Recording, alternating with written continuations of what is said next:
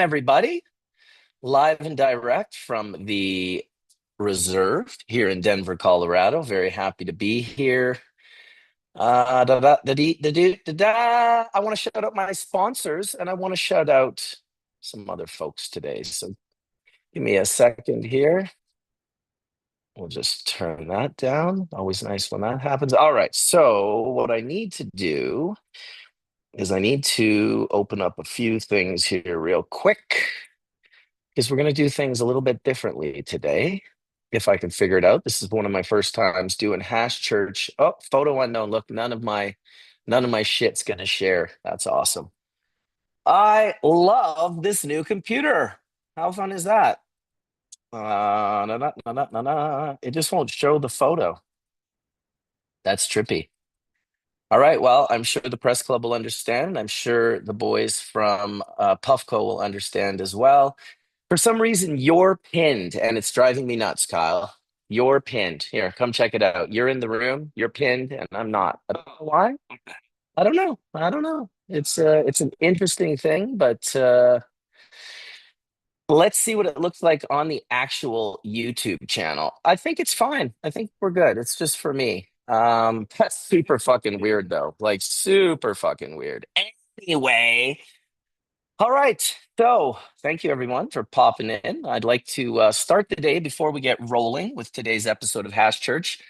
I wanted to take a moment to send some love out to all the mothers tuning in today, Happy Mother's Day to the women who brought us into this world, kept us fed, kept us grounded, and in many cases taught us what real unconditional love looks like.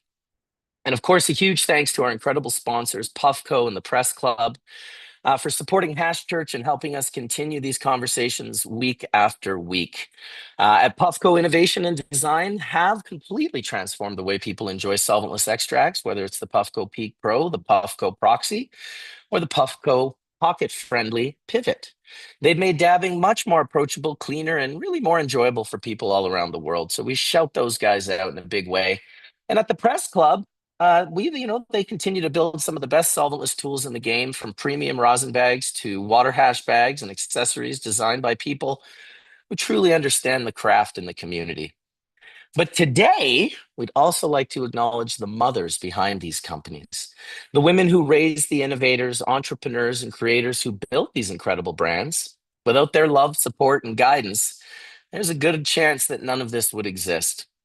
So, to the moms of the teams at Puffco and the Press Club, and to mothers everywhere, thank you for your patience, your wisdom, and your endless support.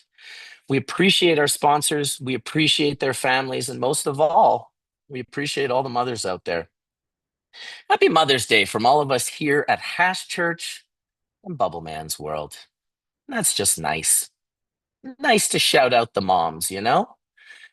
Let's see what we got here. There's a dynamic gallery that I can do with Kyle. We'll see if we get some other folks. And I'm very confused as to, I guess I have to pin myself to make myself the main thing. I'm still learning, as always. This is doing Hash Church on a new computer is not always easy. I really wish that I could, like, what if I go like this? Do you see? Allow open system settings, privacy, security. Okay, I've got shit all like locked up and it's weird. It's wild. I've never been able to not share something on Hash Church, like my logo or whatever. So that is weird, but it is what it is. I hope everyone's doing well. I am here with Kyle. I want to say to Kyle, happy birthday, buddy. Thank you, sir. Your birthday, dude. It's your birthday. It's your birthday, dude. You are sharing it with the mothers. That is awesome. So give Kyle a little happy birthday. A little happy birthday is about to hit the Puffco right now. Went and got laced up yesterday by Scott. Thank you, Scott. And thank you, Puffco. Just always fucking doing it. Always making it awesome. Shout out to Puffco. I think I'm ready to hit some flavors. Got a little bit of this Michigan in the house. It was very lovely. Oh, look, my camera has gone back to doing like funny dynamic things. So I'm going to remove center stage. There we go. We'll get rid of that. All right. Thank you for bearing with us today, Hash Churchers. Yes, Vape Cab. Happy birthday to Kyle. Exactly. You got all the happy birthdays coming in. John Booth 9666 just gave you a happy birthday. The Trov 2100 just gave you a happy birthday. Yeah, dude. 33. It's magical Kabbalah number. Do some research. Yeah, we are going to level up. There's no doubt about it. We've got a pretty chill, mellow hash church today. I was so happy to come in from the reserve. This is the spot that Kyle's been working on for a while. I have joined him in partnering up with him to promote the reserve. You want to throw super high end parties in Colorado. You want to do a brand release, something on a high level. We're not really interested. There's a lot of places already that can do things at the level that they're being done in. Kyle saw things a little differently, and I'll be honest, it reminded me very much of how I went about doing things when I started my first space like this called the Melting Point. That would have been around 2002. And that's the place that I put the Japanese cherry marble, the hardwood floors in. And I built this place so it was custom red brick on the wall. It was just beautiful. But it was before its time. It was above and beyond what most people were ready for. This place feels like the perfect timing. You've got the mature market of Colorado that started in '08. It's had ups and downs. It's had a down for the last little while, but I feel, especially with the release of my brand, that we're climbing and we're going up. With the place like the Reserve opening up, I mean, I'll give you guys a tour a little later on. You will not believe this place. It is absolutely spectacular. Great place to enjoy some hash. And it looks like we killed the papaya punch.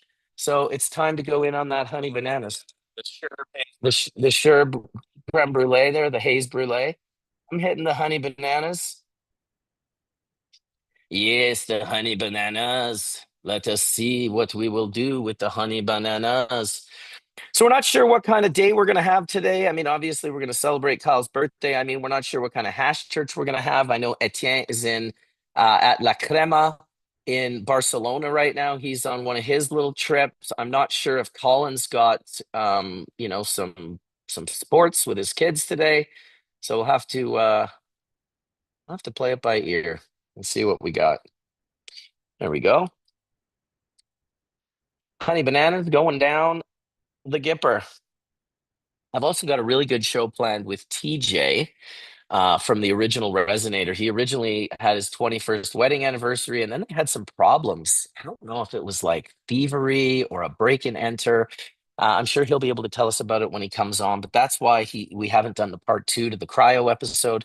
And I still have plans to do part two to the volatile organic compound episode with Jeremy Plum and Nick Ziegler and the Ian from Abstract and Dr. Mark and all these other great folks. So we will get on to doing that at one point in time.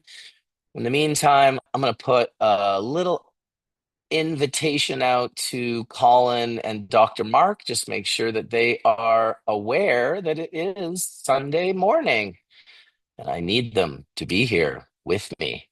Otherwise, I'm gonna have to get Kyle to come on live and go sit a little further away on the table so we can chat on Hash Church here. I'm all by my lonesome, god damn it. All right. Yeah, buddy. All right. I got to tell you, what a great trip in Michigan. Really had a nice time. I'd love to share pictures with you, but apparently I can't. So we'll have to figure that out. I'm going to have to figure it out. Let's see. Open system settings. Okay, so Zoom is apparently not allowed to use password. I don't even know what my password is. Jesus Christ.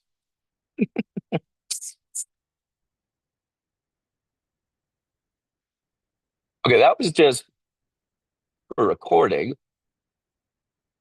Oh, that's what it is, right? Because we're recording right now. Oh, look, I fixed it. I think I fixed it. I think I'm going to be able to run these guys through some Michigan photos. So let me just close this real quick. Find the Michigan photos, and we'll go on from there. Oh gosh, I got Whistler. Okay, so here's Detroit. Here's Detroit. Detroit. All right, I'm gonna put up a few pictures for you guys because because we're going to talk about Michigan for a little bit. So Michigan was great. It was my first trip to Michigan. Okay, what's this all about? Zoom US would like to record this computer's screen. Grant access. I did grant access. Can you guys see it? That's what I need to see. I need to see if you can see it. No, you're not seeing it, but I'm a little behind here. So let's see if I move it forward. Yeah, you see it. There we go. I guess I could just go into the chat room. So you see it, right? Okay, okay. Jesus Christ, this is a rough one today, Kyle. No, not really.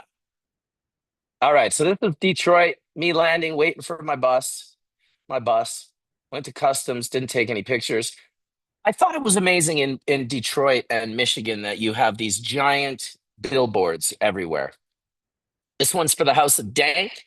Shout out to the House of Dank. I hope you guys pick up my brand again soon. We were in the House of Dank originally, and then we kind of fell out, and now we're working on our way to get back in. So maybe when they see that we shouted them out on Hash Church, they'll be like, "Holy shit, we got to." If you go to House of Dank, in fact, let them know you saw them on Hash Church, and let them know that they should pick up the Bubble Man brand. Wouldn't that be cool? This is not a cookies place, believe it or not, but this is actually where my lab is in Michigan. So it's this shop is called The Exclusive. It's one of the busiest shops in all of the US, actually, mainly because it's on the border with Ohio. And so Ohio doesn't have as cheap of product as Michigan. So 90% of the people in the parking lot are from out of state. And if you zoomed in onto the sign here, it actually says out of staters welcome. A little bit of the lab here, little Bubble Man promotionary gear, just like product. That was some full melt bubble that Ryan Papa Sift made um in Michigan, and it was spectacular. It blew my mind. It was 6 star. It was actual 6 star hash. I was so proud of him.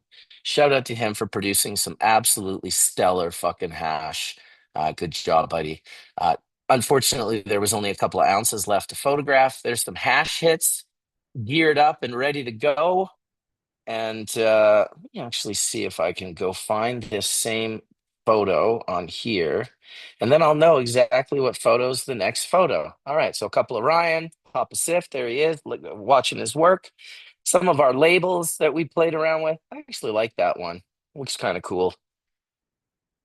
Shout out to Hashtag and Osprey, low temp. These are the two units that we run side by side in the hash room, as well as low temp presses.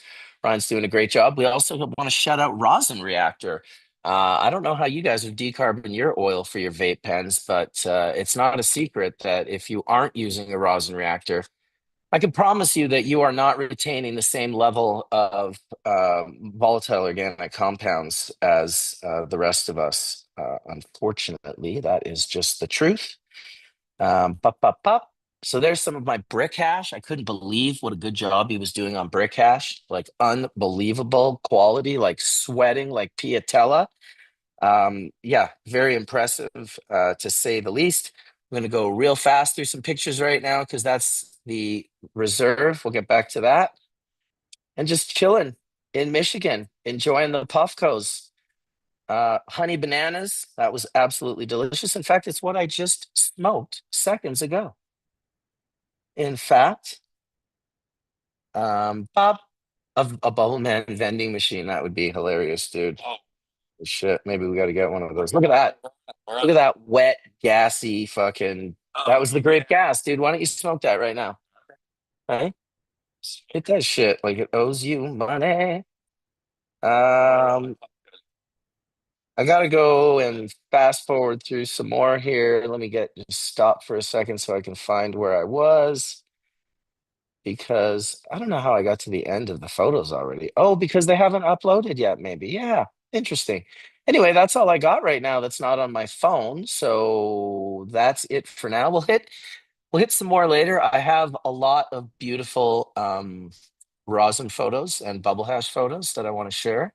And yes, I have Bubble Man shirts, I have Bubble Man hats, and I have Bubble Man hoodies.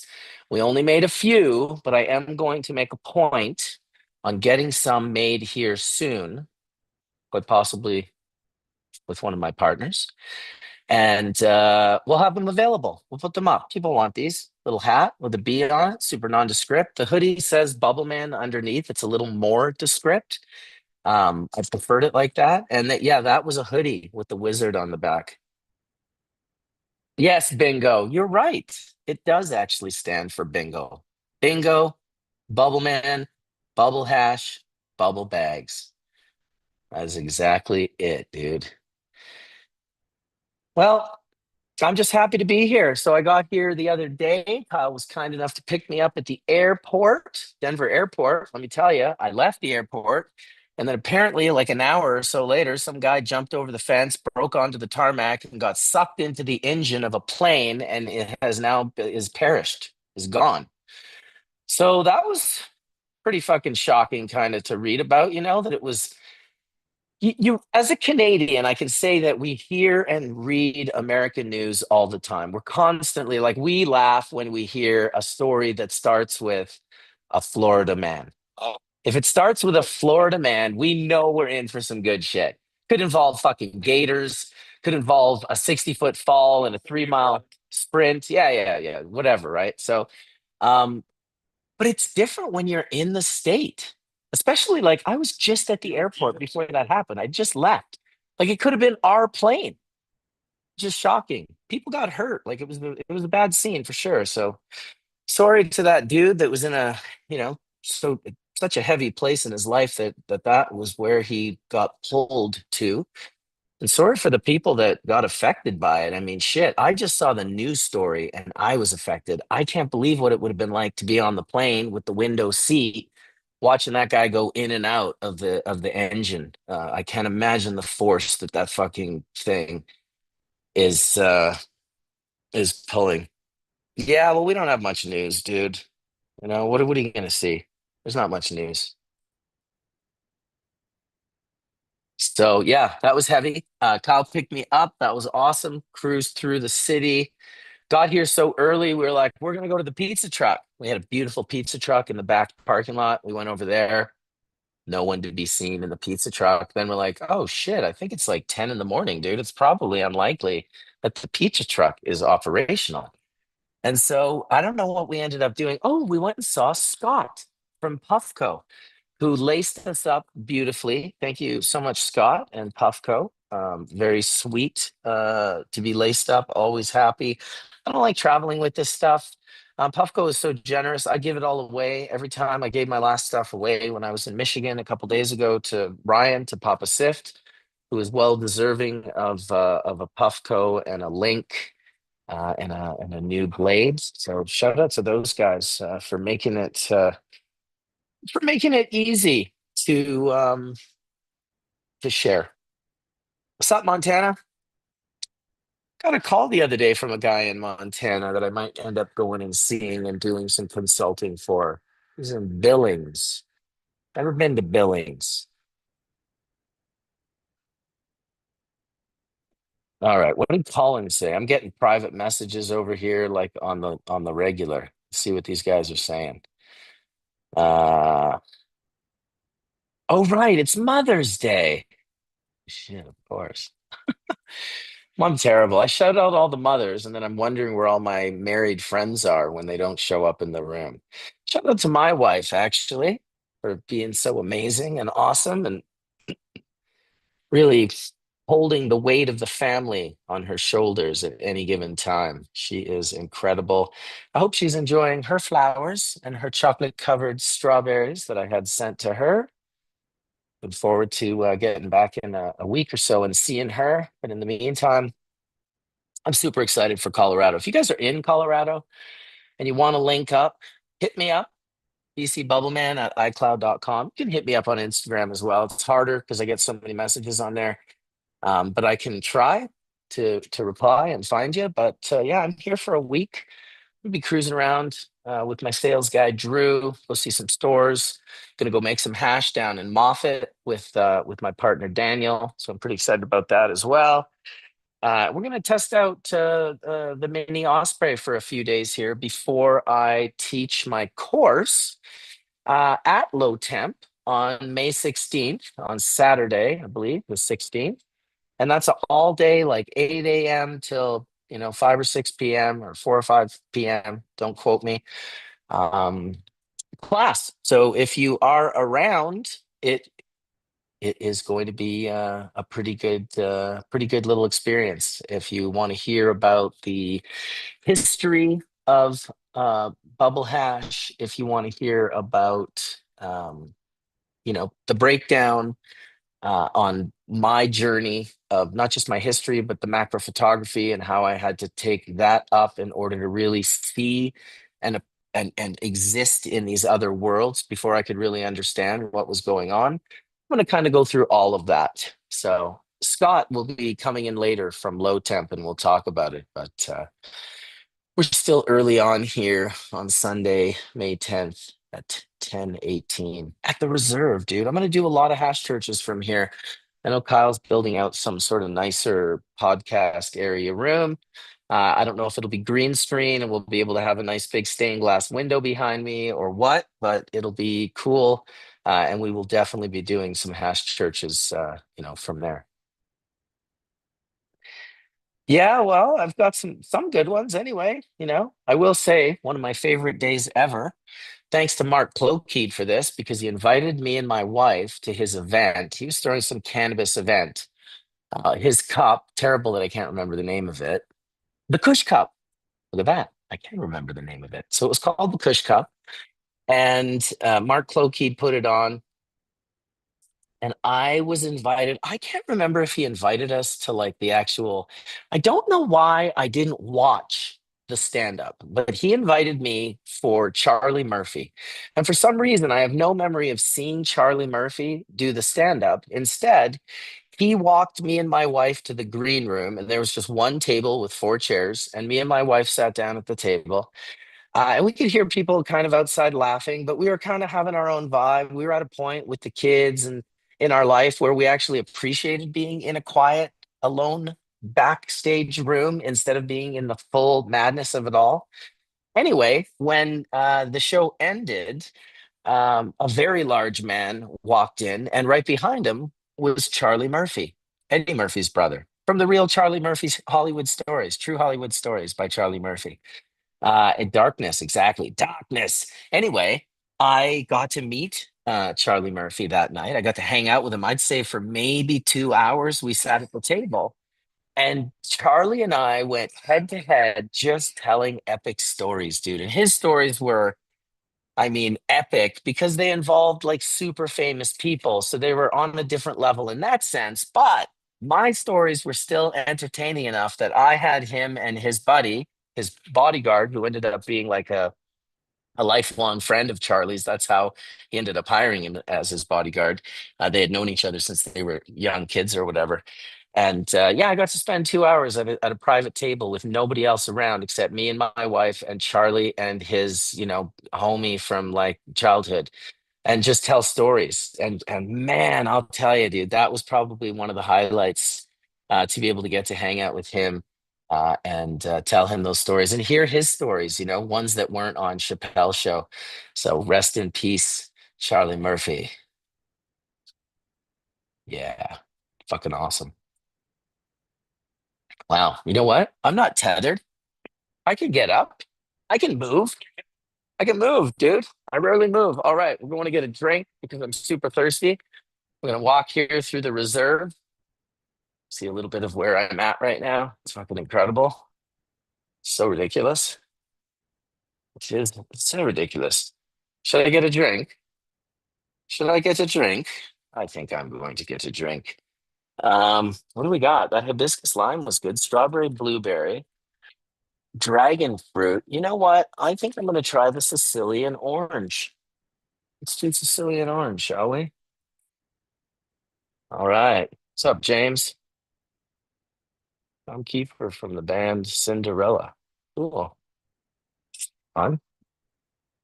That is fun. It's going to be that Mother's Day hash church where it's going to be me talking nonstop for 4 hours. I got it in me. No problem. Ooh, The Prince basketball stories were all his stories were epic. When you have someone like Dave Chappelle, who's literally the modern day storyteller of our time, he's like the best at it. He's the only one that can like tell you the punchline at the start and then take you through the whole joke and tell you the punchline at the end, and you're still laughing your ass off. He's brilliant on so many different levels, yet he paid homage to Charlie Murphy. Like he was like, Charlie's got the best stories. And let's not like I hope there'd be no disagreement. The best Chappelle show skits were the Charlie Murphy True Hollywood Stories with Rick James and Prince. Like, please, it was so good. For those of you that did not see it, well, what? How lucky are you? Because you can just go back and watch these, and let me tell you, it won't be quite the same because there was this group consciousness going on while Chappelle Show was live for those couple of years. It was very powerful. It had us all saying funny things like "I'm Rick James, bitch," and many other funny things. Darkness, which is one of the things that I saw already in here. Just brilliant, brilliant. Comedy, social commentary on the whole 9 yards. Appreciate it. I like when we laugh at it more than when we get mad at each other for it. That's just my opinion. That is just my opinion. When am I coming to Illinois? Well, there's a party that the company I work with, Redemption Botanicals. Shout out to Marshall. Shout out to Dred. He's the grower over at Redemption Botanicals, and I'm sure he'll pop in anytime and gift away five free subscriptions as he does every single Sunday. Grows super dank weed. Anyway, I believe it's the fourth or the fifth that he is having a party in Illinois, and it's with all the brands. So DNA will be there, and like I'm not sure all of their deals they have, but it's quite a few different brands. So I very much would like to be there for that. I'd like to come a few days early, maybe two, three, four. Go to the lab, you know, check on SOPs, check on quality control, visit the grow, spend some time with Dred. All of that would be great, and hopefully that's going to happen. I also have a party here in Colorado very soon. If you even want to come in and announce it, you're welcome to right now in a little bit. Kyle will come in and announce that party and we'll show the flyer and stuff. But it's here at the Reserve, and that's going to be a really fun private party that we're throwing.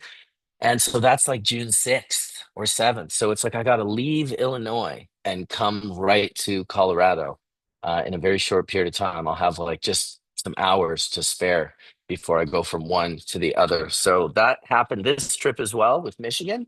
And I suspect it'll happen more and more as I want to make sure that I'm in the states that I'm representing and hanging out and meeting everyone and doing my thing. So, yeah, Bubble Man at the Reserve. That's right. Dude, the Reserve is so good. I am fucking a fan of the Reserve. It is proper.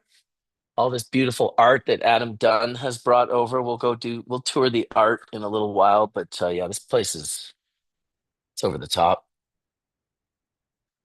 Yes, I need to come to the Bay Area eventually. We'll work on some Cali deals. Right now, everything's out east. It's Massachusetts, New York. Those are two sort of focal points that I'm going to have to spend time. And so it makes sense to me while I'm doing that to spend more time around states that are in and around there and not ones that are on the other side of the country. Um, all right. Grambo Gross says he's going to see us in a few hours. All right, buddy. We'll be here. Come on down. Everyone click like. Look at this guy. Yeah, absolutely. We're here. We're here for you. I got to, what else we got going on? Smoking hash. We are smoking hash. Hash jar is here. That's true. It's been very enjoyable. I just smoked the honey bananas. I'm a fan of this one, dude. Well, so good. Yeah, the haze brulee is spectacular. Yes, the reserve party is June 6th. Smoke that like button, fam. Oh, smoke that like button, fam. I read it a weird way. That was Grambo. Smoke that live button, fam. That like button. Well, I think I'm gonna start sending the links out to some homies. I did hit up Stuart, but that was pretty last minute. That was pretty last minute. Everyone I know has a woman in their life. Actually, maybe, maybe, maybe I got a homie. Maybe I got a homie. Dude, happy birthday. Dude, at least it's not flashing red on you.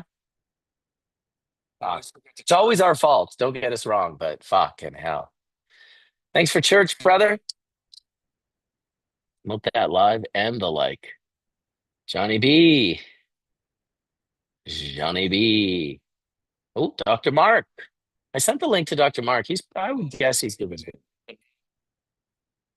Hey, Marcus Chat, shout out Australia. I will shout out Australia. First of all, awesome. From the earliest times of starting bubble bags, one of the first people to connect with me was the Mullum Madman. And I knew nothing about Mullum Madman or the Mullum Bimby Madness or Mullum Bimby itself. I learned about it through Paul, my friend, the Mullen Madman, who I met on Overgrow. And he really took a liking to the bubble bags very early on. He thought, I'm going to try these out. He tried them. He made spectacular hash with his amazing outdoor Mullumbimby Madness plants. And he ended up sending me seeds from his dad's stash from the 70s and his stash from the 90s. And so one of these days, I do hope to get those cracked. I worry they have been cold and refrigerated, but I do worry that they don't crack. I hope that I could keep them to a point where we could just give them to a lab and they could crack that open and take some of the culture, some tissue, like little cellular material and grow that plant. That would be amazing. I would hate about the idea of losing it.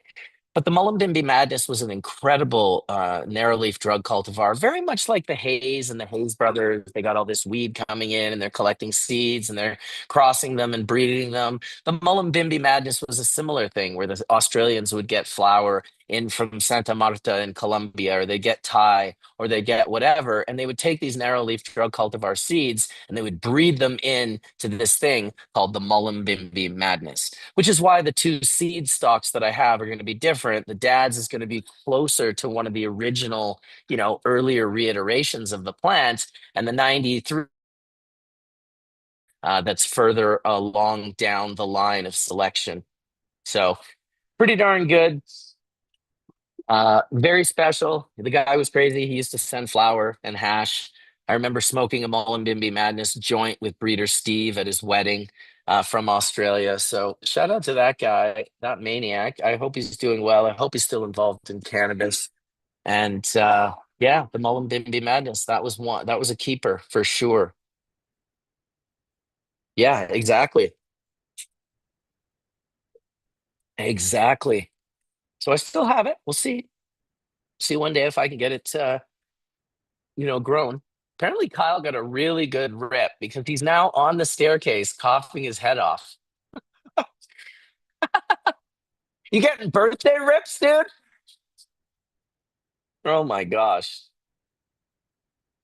Are you going to release an all mesh version? Well, I have basically an all mesh version with a little bit of nylon at the top, a little bit of material at the top that we still use, just like about that much. But the majority of the bag of my labs, they're like 75, 80% nylon mesh.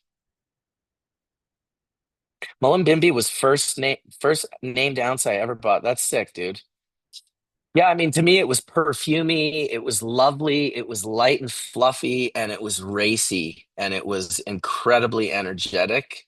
And it was just what it was like a haze, but it wasn't a haze. It was a Mullumbimby madness. And the other ones that I can tell you that are very similar to haze and Mullumbimby are the lamb's bread in Jamaica. These are once again another cluster of narrow leaf drug cultivars collected from around the world, probably mostly India, and grown on the island to the at the one time of year that you can grow because it's so damn close to the equator and the plant just doesn't get to veg at all. Yeah, maybe we should. Maybe we should. Little hash churcharoonies. Little hash churcharoonies. Big fucking plants. Yeah, they're huge. That's the other thing. He would get like I don't want to say the wrong amount, but I remember the plant was like 18 feet wide and like 12 plus feet tall. And he would pull like 15 to 16 pounds off of a plant, and there'd still be like 3 or 4 pounds of smalls on the plant that he just didn't want to trim. So he'd wash it all. That's why he loved the bubble bag so much. And right away, he never fucked around with the 5 gallons. That guy went right to the bigness. Yeah, I knew Kangativa uh, as well, and Bushweed. I talked to those guys back in the day. Yeah, absolutely. Absolutely. So what else? Yeah, Mullumbimby Madness. That was good. So yeah, those three narrow leaf drug cultivars. I like that the Budgelero guys are doing their thing. I like that Caleb is focused more on like these narrow leaf drug cultivars. The more people have them and expose other people to them, I think the more people will be like, yeah, you know what, I like that. I like it like enough more than the other that I'm even willing to pay a little bit more. That being said, maybe we don't have to after the last time Dom from NNOX, Inoxo, the Dutch company there, the R&D company. Remember, Dom came in and he was showing the sativas on the sativa episode and how he put like a 200-watt light in the middle and was pulling like an absolutely absurd amount of grammage per square foot over the course of the year that he was suddenly making growing sativas, narrow leaf drug cultivars, NLDs, viable. In an economic sense, it's always viable from the perspective of like I love this and I want to enjoy it. From the spiritual or medicinal or recreational aspect of enjoying it, it's always viable. But economically, it's not always viable. If people don't understand it and they're not going to buy it, and you're going to take the extra time to grow it. Um, and then it just becomes a loss for everyone. So I don't know if we made the number one podcast or webcast yet. I was thinking about that kind of today, which made me laugh. Oh, what are some of my favorite memories from my Michigan trip? Well, okay, first of all, I think it's important that we give our flowers to the people that deserve their flowers. Don't hold the flowers back. People need them. I apologize if I've held your flowers back. Anyone out there. Anyway, we're going to give the flowers to the Yield Distro sales team. Um, Aaron Lancelot and his partner. I'm not sure what her name was. I apologize. I had a great conversation with you and it was memorable. You just didn't have a lanyard and I didn't want to ask you your name. It seemed rude at the time. But so many people on our team, our sales team. I usually clash a little bit with the sales, you got it's my vision and but it's their job. And so I got to really hope that they can tell the story or, whatever the pitch is accurate and that it's accurate, that it doesn't sound disingenuous is super important to me. And these guys were really good at keeping it accurate. There were so many great people on the team, cousin Mike and Max and Andy and Mason and just an endless Justin, an endless group.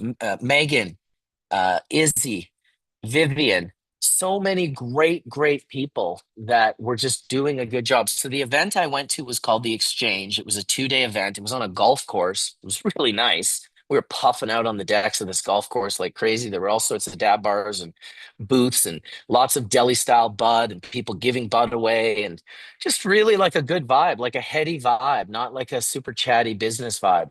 But yet, it was a very business oriented event because you have all the buyers in the state who are coming who own the stores. They each have a booth. There's probably like 80 of these booths, very small, 10 by 10 booths with a couple of chairs in it.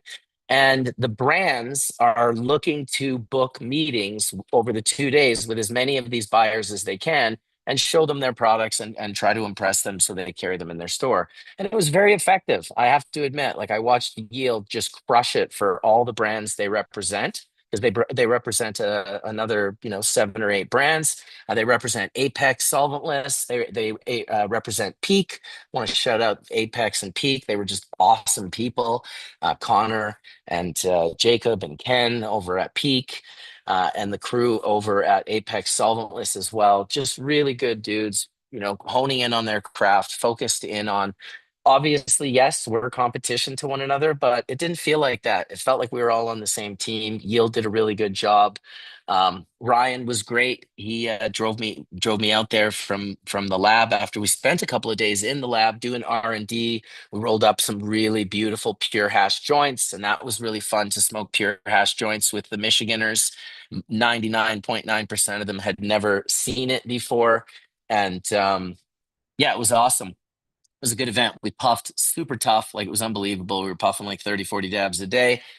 And more importantly, the buffet style food was actually phenomenal. Like, I cannot blow enough smoke up this buffet people's asses, because salmon and ribs and chicken and salads and fruits and desserts and like everything was super on point. Mashed potatoes, beautiful fresh sourdough buns. Like, it was surprisingly, it was probably the best meal I've ever had in that environment. And they had it going on in a bunch of different, like a lower spot, which was kind of like this like grungy golf. Like, they had like stuffed grizzly bear and fox on the back wall. It was pretty cool environment. And then upstairs, much brighter and lighter, and you're overlooking the entire golf course with water features. And it's really nice, actually. Like, I gotta say, like, Michigan can hold their own when it comes to the cannabis industry. I was surprised that for edibles, it's near impossible to get an edible that's like 5 or 10 milligrams. There's shot pots or pot shots, which are 1 milligram Smarties. That was like one that you could get that was lower. I managed to find another company that did tens, but most of them are like 20s, 40s, 50s, like 200 milligram max. It's very unique. It's the first time I'd ever been there for that sort of market and community. But what I saw was people knew how to grow good weed. People knew how to make good hash and good resin. Definitely have to say that Ryan and the Bubbleman brand had the nicest full melt. There was rosins that were on par where, when you get to a certain level with rosin, it's like, man, this is as nice as it's gonna get. They had really nice rosin. But full melt bubble, Ryan was the only one, Bubbleman brand was the only one that I saw that had full melt bubble at the exchange. So that's kind of like an idea to focus on and press more into Michigan. They're a mature market. They have a mature rosin market.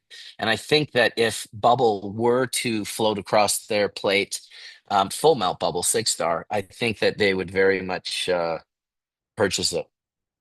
So, well, who knows? Drizzle Wiz. I have no idea. I've never met you. It's quite possible. Just keep manifesting, dude. I certainly won't try to gatekeep and keep you out of it, but I can't promise to someone that I'd never met or don't know.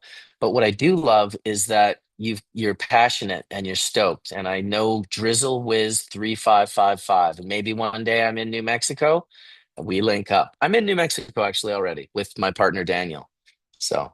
The brand is operational in New Mexico. I thought you had said something else. Oh, yes, John Sinclair. R.I.P. John Sinclair. I met John Sinclair years ago in Amsterdam. He interviewed me on his radio station. God, it must have been the 90s. That was crazy. That would have been at like Eddie's place, the Cannabis College. Crazy, man. That is crazy. Those old cannabis cups, man, I miss them. They were fun.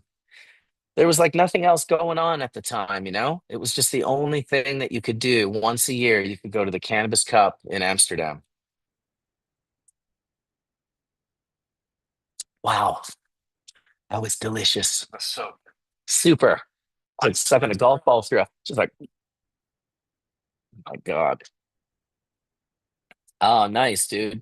Yeah, well, he's a super good guy. Easy to become good friends with John. Oh no, you feel what's going on, Boro? Oh my goodness, don't do that. Dude, look at this guy. Just keeps buying like fucking birthday snacks. Look at this. Blueberry. Oh, Jesus Christ. That'll be mine. What are they, waffles? Yeah, little waffles. All right, all right. Would you get 2 orders? Oh my God. You are hilarious, dude. You are hilarious. Hash Times Cup, eh? Yeah, I'll try to get back here for sure. It's not easy. Oh, in Barcelona. Man, I love Barcelona. I have to say, I was bummed out when they decided to stop. Well, not they did. They didn't decide when they decided to smash down the venue in the hospital. At I have to chew this on camera. I apologize. So good. Yeah, it's not bad. Wow, that is very good indeed. Well, Mother's Day church, Bubbleman solo church. I don't know if in 12 years I've done a solo church for this long. What's that? Well, you're kind of next to me, but you're not on church with me. I'm feeling pretty solo here, dude. Get on camera. I feel pretty alone, but that's okay. We're gonna go visit our good friend Santi while we're here. Shout out to him and his whole mushroom crew. Maybe go film a little video with his cultures and bags, and we should get some, dude. What? We should get some bags from Santi. Put it, put it somewhere. Put it in your fireplace there. 3 bags. Yeah. People will be like, "What's in your fireplace, dude?" It's like the fire. Yeah, the the fire. Morning from Arizona. What's up, Terp Lorax? Solo streams can get wild. Yeah, I've always been able to pull it off. I used to do these wake and bake streams and some other things. So I suspect there'll be a point in time here where I'll get a couple of people coming in. I know Etienne is in Barcelona right now. We'll see if he comes in from La Crema, this coffee shop he always hangs out with. I wish I would have spent more time there. I went there only once. Usually the smoke really gets me out of those shops in Barcelona. They're all burning tobacco in there, and I just can't fucking deal with it. It is not ideal for me. I wish I had a little more strength to it.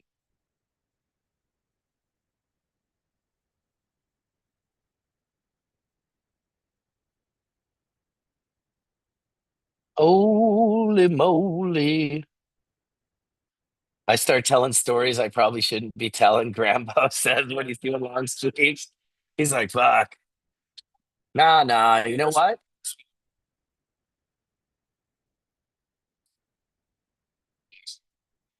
I bet. Sounds like a podcast. Oh, there's going to be a podcast about it. The Debauchery with Brambo podcast. Pretty much. That's his podcast right now. Yes, happy Mother's Day to all the mothers indeed, including the mothers keeping all my panelists from coming on this morning. Thank you. They deserve a break from 4 hours of hash church, but not me. I'm relentless. I would do this by myself probably for 2 more years before I gave up, especially after James and Bike put together the incredible, you know, I don't want to say AI, but AGI, and just this searchable database. I don't know how close we are to getting it up and running, but I know the practice version or whatever is up right now. You can check it out at hashbible.org, I believe.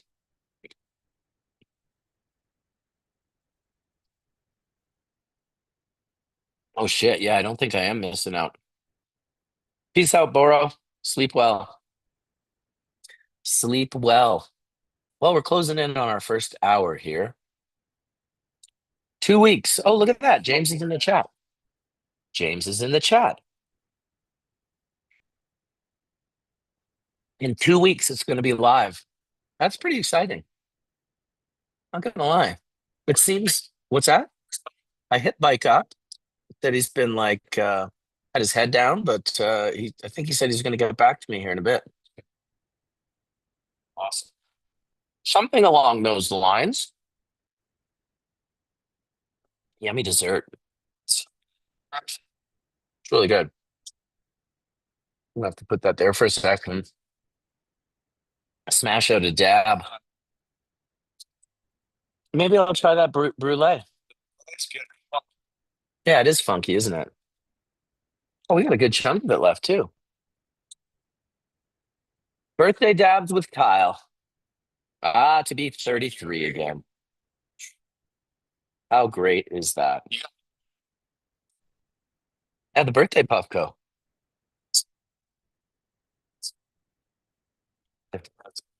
Dude, I love banana. Yeah, this is definitely like bananas.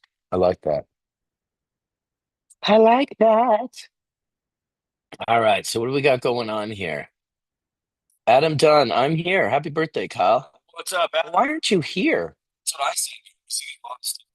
Oh, well, that makes sense. That's actually a pretty good reason for not being here. As far as reasons go, I would hope so. Well, Kyle and I are doing it up. We'll probably escalate into mushroom gummies sooner than later, but we'll see. We'll see. We'll see. Oh, not ready yet. Oh my goodness, what a taste though. Yeah, the haze brulee is on point.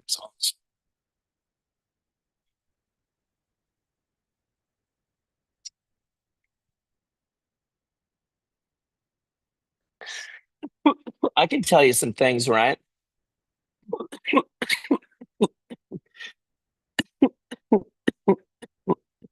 Wow, that was pretty bad.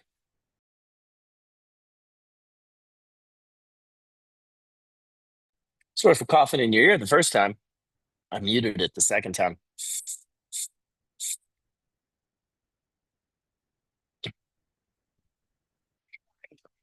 Yeah.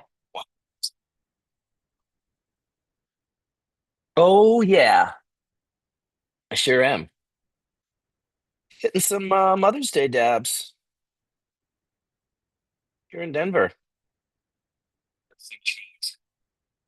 Yeah, that thing's amazing. It does chug. It's funny because you could imagine someone saying that and being like, as if it chugs any more than this. It chugs so much more than this. I would say it's literally like 5x. It shocked me how hard that thing hit when I first put it. Every once in a while, glass surprises me.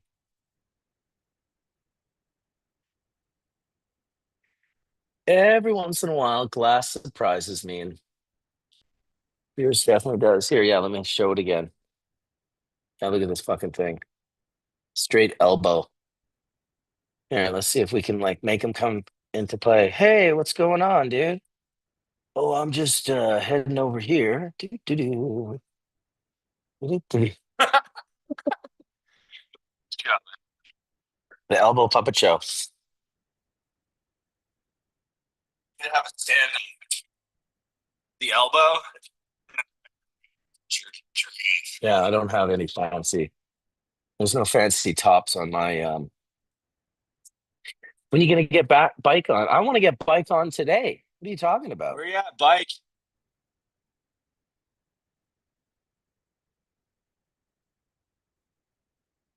Let's see if he wants to. That'd be nice. Be nice to have someone fucking come on. Talking to myself.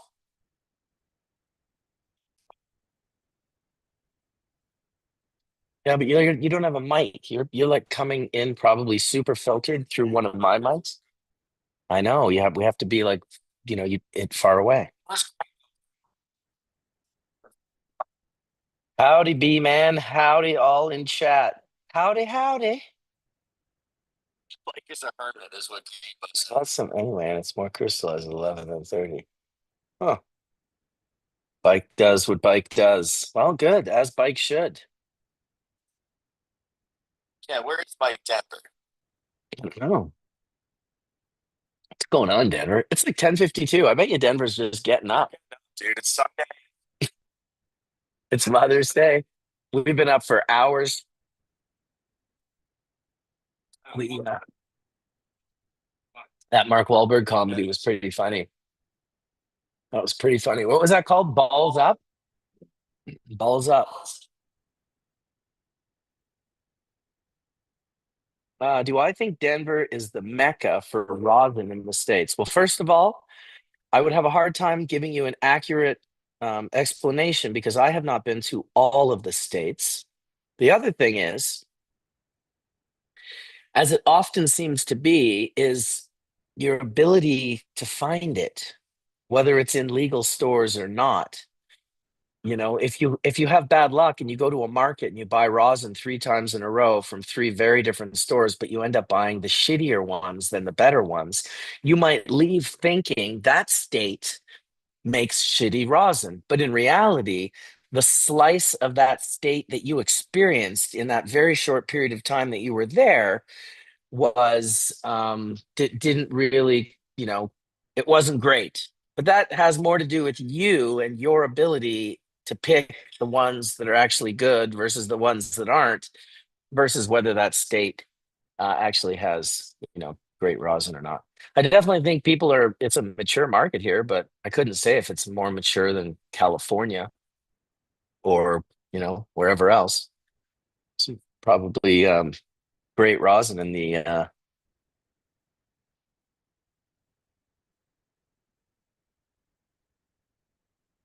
oh, we gonna make a shoot today, yeah? We gonna make a shoot?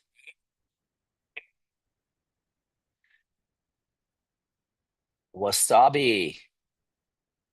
Oh, thank you. Thank you, Hi Tokage. It's been great. I love Colorado. Big fan. Big fan. Absolutely wonderful state from what I've experienced of it so far. The weather's been crazy. I've come here like three or four times in the winter now, and it's just like apparently it doesn't snow here and it's like 70 degrees. Is that normal?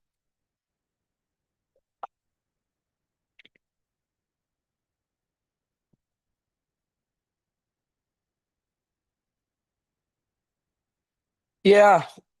It's interesting how the that market, the rosin market, I really would be surprised if the growth in the rosin market wasn't directly correlated to these devices.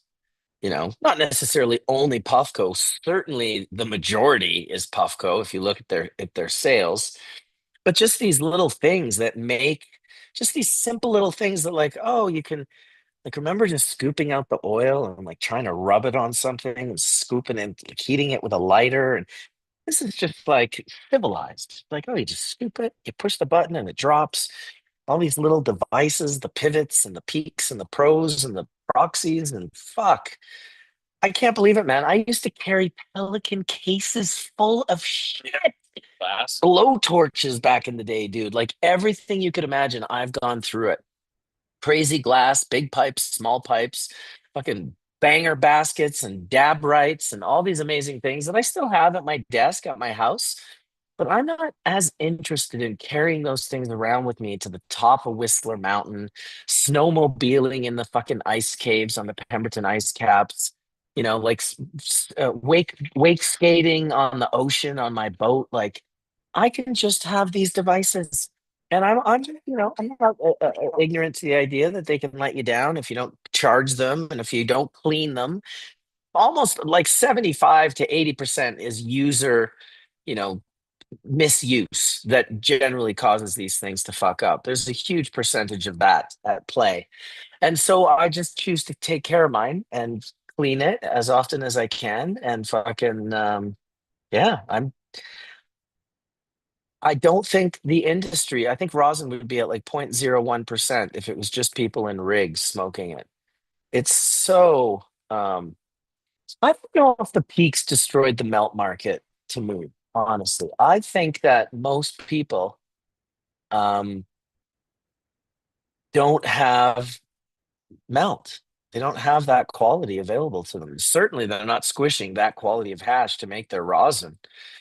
If they are, they're a very, very small percentage of the majority of people who are doing it. Absolutely. Absolutely. Oh my goodness. What are you saying there, Adam? You tried to get Tim back in the studio multiple times, came up with a great title, Bark Your Couch. Oh boy. I mean, I dab melt in mine, but I've got 6 star, and it's I because I see people like, oh, that'll fuck up my atomizer. I'm like, how? It's just like the rosin. You just scoop it out you just wipe it out with a Q-tip, and it seems to work fine for me. Yes, that's right. Most don't have access to the melt. That's accurate. And even when you're talking to someone about their melt, sometimes it's not true melt. Might be a half melt or a sizzle sizzle, but maybe not a 6 star turn to water and drip down. If it don't bubble, it ain't worth the trouble. Skunkman Sam.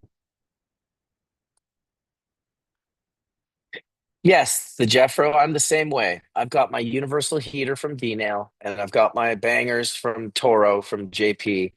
And I use a couple different pipes. I got a ship and a little Dustin Revere. I like glass. I enjoy the feel of good glass. I love motherships. They hit like nobody's business.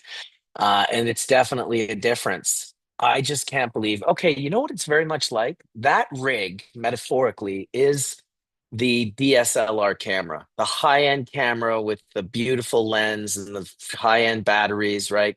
Mark IV 5D Canon, $5,000-6,000 camera. And then there's the iPhone, and the iPhone is the Puffco, and the DSLR is the rig with the quartz and the banger and the this and the that and the dab right and everything that you need to take that dab. These are getting closer and closer. I'll tell you, as a photographer, I barely take a photo with my DSLR anymore. It's crazy. And these devices will get closer and closer and closer until I have zero doubts that they will surpass the rig. It'll be interesting to see how it comes about, what way it comes about, but the way they're working on R&D is so extreme that I would not be surprised in the least that they at least, get to par with a rig, with a unique, I'm not saying this exact device, maybe something completely different, maybe something completely different that's just going to be, completely different.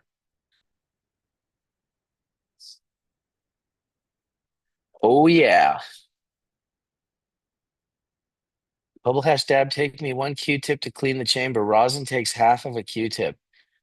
Oh, this guy's like fucking measuring his Q-tips. Holy shit. All right. I don't know why I've got such a weird. Here, let's do dynamic gallery. Try that out. What's going on? Darren's S26 Ultra. Hey, bro. How's it Can you going? see? Can you see me? I can see you. I can All hear right. you. All right. D420K. Bong rip, mother lovers. Better go and Yeah. fire up the bong, eh? Well, unless you just want to say that shit and then not fire up the bong. No, I think that would be hypocritical of me. What's going on, dude? Mhm. Not Good. much, man. How about you? I'm doing good. I was just saying hi to a gentleman that just walked in the door here. Boom, there he is. It's Oh, Kyle, nice. it's Kyle's birthday today. Happy birthday, Kyle. It was my It's his grandson's birthday last week, and I got him my old the battle axe. Viking Viking battle axe chain. He likes his chain, so he's going to be real stoked to get this. Oh my God, dude, that is so fucking pimp.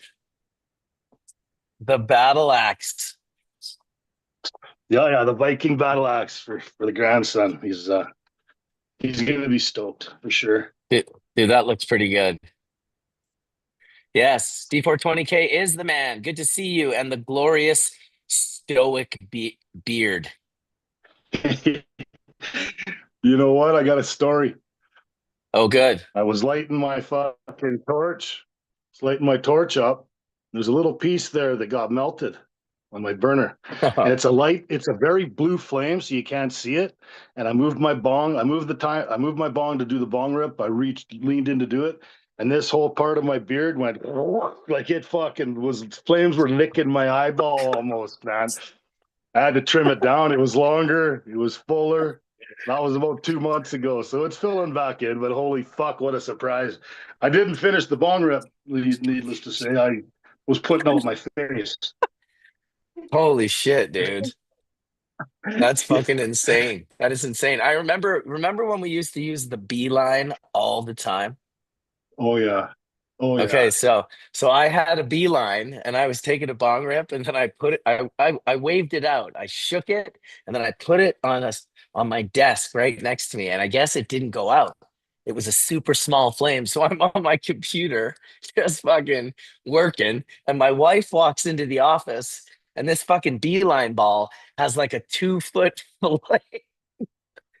like off of it, bro. She's like, "Why is your office on fire?" Like she just she couldn't wrap her head around it. And then I looked and was like, "Dude, it was like a magic trick. It just that didn't exist." And then I looked and it was literally a 2 foot flame off of my beeline ball. Those things are the ultimate like holy shit, man. Like I stopped using that shit in the house. Use it for a fire starter when you're out in the bush. I got it right up with everything I need out there if I got to spend a night even. Right. No shit. Holy Christ, that's funny. That is fucking funny. He's You guys getting ready ready for to bong have. rip? Yeah, I think we're pretty ready. We're Puffcoing up here. What do I got here? There's that swamp water fumes. Fucking, it's another one that's got some rotten fucking. Some It's definitely dumpster not gonna. divers stink. Yeah, some dumpster divers stink. Nice. Some rotten something something. I quite like the rotten papaya. Big fan. Big fan. Happy Mother's Day, Press Club. Did you hear I shouted out your mothers today on the sponsorship shout out? I sponsored the mothers of the entrepreneurs. It was awesome. Happy Mother's Day, yes, to all you moms and moms that aren't with us. Yeah, indeed. Remember that time you brought Santa Claus in and he did a dab on Hash Church? That was amazing. Yep. That was fucking Yeah. amazing, dude. That was Christmas. It was awesome. You're fucking roboting out there for a second. You came in weird. I it's funny because when we first started doing some videos, you came up here and we had Santa Claus in here with us bong ripping and stuff like that. But he was saying some stupid shit. Do you remember? So we didn't Vaguely. use the videos or anything like that because it was. I'll just put it out there. He was talking stupid, trying to joke, but he was also being a bit racist. Oh shit. Racist Santa Claus. Yeah, I think it was like he literally dropped one of the bombs you don't drop, and I looked at him and was like, "Yeah, we're not going to be able to put that online, man. You know, you screwed yourself on that fucking video." You know, Well, hopefully we were able to I educate talked him. to him. We did. We did. He didn't drop those bombs around me no more and that sort of stuff. I'm racist as fucking hell myself against stupid people, period. I Yeah, don't you know what always have colors been. there. Yeah, you always have been. You're racist against stupidity. It's actually not racist though. You're just hateful against stupidity. It's Yeah. different. Yeah, it's pretty fucking hard to take sometimes. But you know, it happens. Just got to know how to navigate through it. Sometimes it's with a punch. The best learned lessons I are learned the some of hard those ones. when I was younger. Yeah, me too. When keeping it real goes bad, Dave Chappelle style. Right? That Yeah, could have been a Chappelle episode. Oh Talk fuck about the that guy when he was doing his thing and he was being a white supremacist leader or whatever, a blind white supremacist. yeah. Oh It's my just God. the stuff that guy comes out with was just unreal, Yeah, he was unreal. pretty brilliant. Can I have the alcohol? Yes, sir. We've got our isopropanol in a shot glass. These are the only shots that Kyle does. Isopropanol shots for the There's Puffco. that guy. There's that guy that does the rosin in Van there. Um, Geez, I'm trying to remember his name or Wait, the stuff that his brand name, but it's really really fucking good. nicotine? No, no, he was a new guy on the scene a few years ago. Like he Hmm. literally he watched our videos and stuff and got inspired, and this the way he does his extractions and everything is literally near perfect. And his rosin, like there's this orange citrus stuff that was tasted like sweet mandarin oranges, not the linolene that you'd get from the fucking diesel and stuff like that, where it's strong lemon aftertaste. It was just sweet oranges. Fuck, it was good. That's awesome. I think his name's Justin. Okay. And where's He he won at? some cups. He won some stuff up in Whistler and stuff a while ago too. Oh, Some Whistler. I didn't know there was I cups up there. well, I thought it was something to do with you and stuff like that. You guys, it was something to do with Oh, hash and rosin and everything. The guy is fucking phenomenal. Johnny B would know his name. Um, okay. Fuck, I don't know why I don't know the name right off the bat. That's Is kind of it drive is us it nuts. is it connoisseur? No, no. Huh. I Van don't know. Span. Oh, Van Vanspan. Span. Yes. Have you sampled any of his gear? I think I have, yes. I Yeah, think I have. he's doing some incredible stuff. Nice. Yeah. That's your shout out for the day. Go try some Vanspan. Yes, sir. If you can. I don't know where you get it from or whatever, but I'm sure it's available somewhere. And Gotta you know be. what I gotta do is I gotta drive north here, back up Well, to thanks for work. stopping in. And thanks for the invite. Come in on Sundays. I don't know if we're working up there or not. I think we're taking them off, but I can always pop in while I'm on the site too, because I can do that type of shit, right? No problem. So maybe Yes, one day I'll jump in when I'm out working and say hi and show you what I'm doing. that'd But be awesome, dude. and everybody out there, thanks for watching. Thanks for bong ripping, mother lovers, and happy Mother's Day to all you beautiful moms out there here and gone to heaven. Love you all. Peace out, brother. Hey, Safe bro, travels. you betcha. I gotta figure out how to exit here now. Uh, That's okay, awesome. You just have it in your fucking, he'll have it in his pocket all the way to where he's driving. Just have D420K in the pocket. There we go. All right. Well, it was nice to see D420K. Been a while. I actually talked to him the other night while I was in Detroit, Michigan, spending my last night before I flew into Denver. And I had a good little FaceTime call with D. It was good to catch up with him, find out what he's been up to, find out what his plans are, and yeah, just hear from him. It's been too long, man. Haven't talked to Dean nearly as much as I used to when he was more involved in the scene and in Vancouver. So very nice to see him. I got some extract cellar rainbow guava. Amazing. Oh yeah, rainbow guava. Is it rosin? Yes, please. All right, I got some extract cellar rainbow guava too. Look at that. I just spoke it into the universe, and then I heard this like, I could bring you a jar if you want, Marcus. Yes, yes, I do. I mean, he's got two fire flames there with the word amazing. Actually, it's the word it's amazazing. That might be a misspell, or maybe he's throwing a little zaza in amazing. Who knows? He'll be back another day. It was Dirty South Genetics. It was indeed nice to see him. Well, we're only an hour and 13 minutes into this hash church, and I have only seen one guest so far. This is what Mother's Day does to you. I wonder what these other trippers are up to.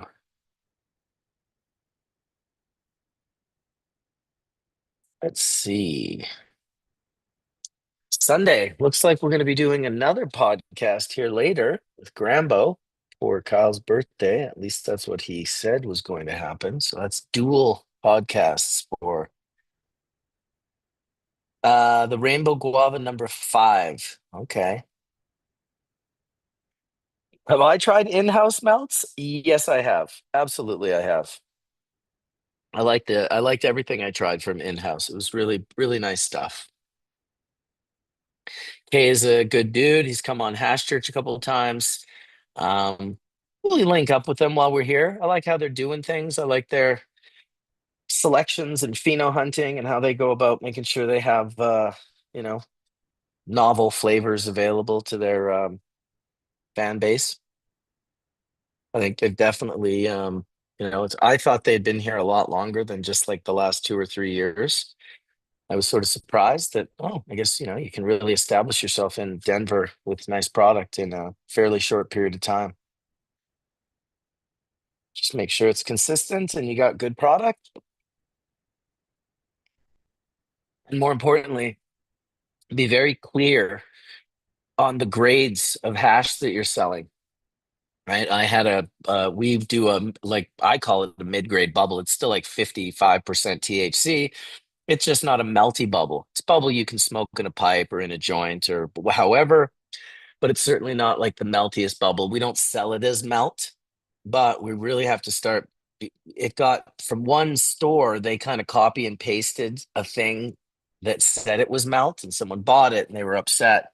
So we gotta, you want to make sure you figure out how to, still give people what they want, but make sure that you're not confusing your customer base and, buying, mediocre bubble thinking it's 6-star bubble.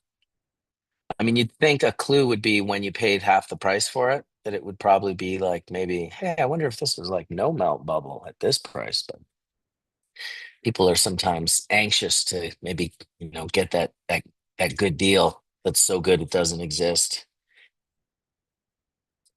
Volcalino, there it is. Welcome. I will be growing. I will be growing. That is good. How am I unemployed? Geez, I don't know. Good hash. That's not only melty, makes great hash joints. Yeah, exactly. It does. It's very strong still. And smoke it in any way. It's still a very strong product. I personally just love melt. I love watching it sizzle and bubble and clear up, clear dome up. It's yeah, I was hypnotized by it the first time I saw it. And nothing anyone would do from then on in would convince me that non-melty bubble was a comparable experience. But not everyone wants 6-star bubble. I have quite a bit of experience with aged hash. Yeah. Oh, right. Dr. Mark's at commencement today. I forgot about that. Oh my goodness. Mother's Day commencement for Dr. Mark. He's probably up there giving away diplomas. Oh yeah, look at that. Dr. Mark, commencement. Congratulations. That's awesome. The professor. We've got our Vermont University professor at Hash Church that's just here on the regular. Hey, some days he can't make it. Those days he's at commencement doing university stuff.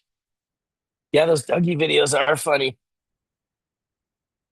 Yeah, I was I guess I'm at a point in my life where it just didn't trigger me at all. I thought, you know what, this is pretty funny. And I thought it was pretty smart too, because he can, you know, he's gonna build this conversation in this audience, and then he's going to start releasing his announcements for his events, and that's really smart. And guaranteed he's not being bothered by anything that anyone is saying in the videos, and getting upset with him and stuff and taking him also serious. I don't think Doug is taking himself serious personally. Maybe you have a different opinion, Caleb. What do you think of Doug's videos that he's doing on this BHO versus the Rosin Boys? Which Doug is this? Oh man, I'm This so out of the loop. this is Doug Hitman, right? Dougie. He was Hitman Glass. He did Chalice. He's got a ton of videos that he's been doing lately, just trying to stir the community up. But he's basically coming out and bashing on Rosin Boys. He's calling them Rosin Boys, really, talking down on them and just being like BHO is so much better. Like BHO is the best. Like you guys are like fail tech. Like you smell each other's farts. Like he's really trolling hard. I'm surprised you haven't seen it yet because it's very much like up your alley in regards to the social commentary. Like the Water Boys have already turned it into like a South Park episode. Like it's I high saw that. quality. Yeah, yeah, exactly. So they're trolling Doug in that. So the videos I'm talking about are the videos that Doug has been making, and I mean they're kind of funny. They're kind of funny. They haven't been bugging me at all. But the Mhm. language, yeah, fail tech, just the whole language of it. How you doing anyway, Caleb?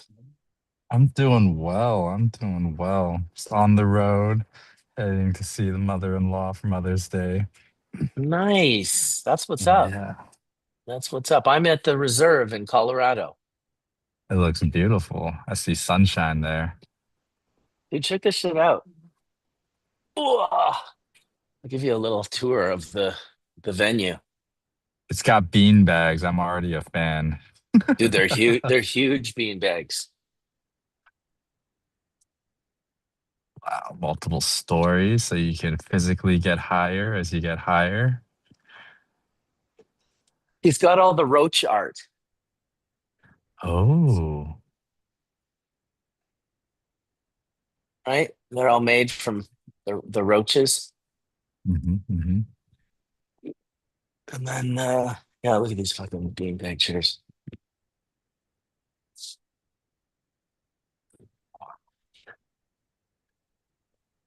Not that I'd advise it, but you could almost jump off there and land on one safely. Oh, I'm doing it. I'm doing it. I'm absolutely doing it. What do you think, dude? Do you think we can do backflips off the mezzanine and land on these beanbag chairs? You want to be able to open it to do beanbag jumps? My God, you've already thought about it, Caleb. You're the fucking psychopath. Yeah. That's awesome. Well, that's cool, man.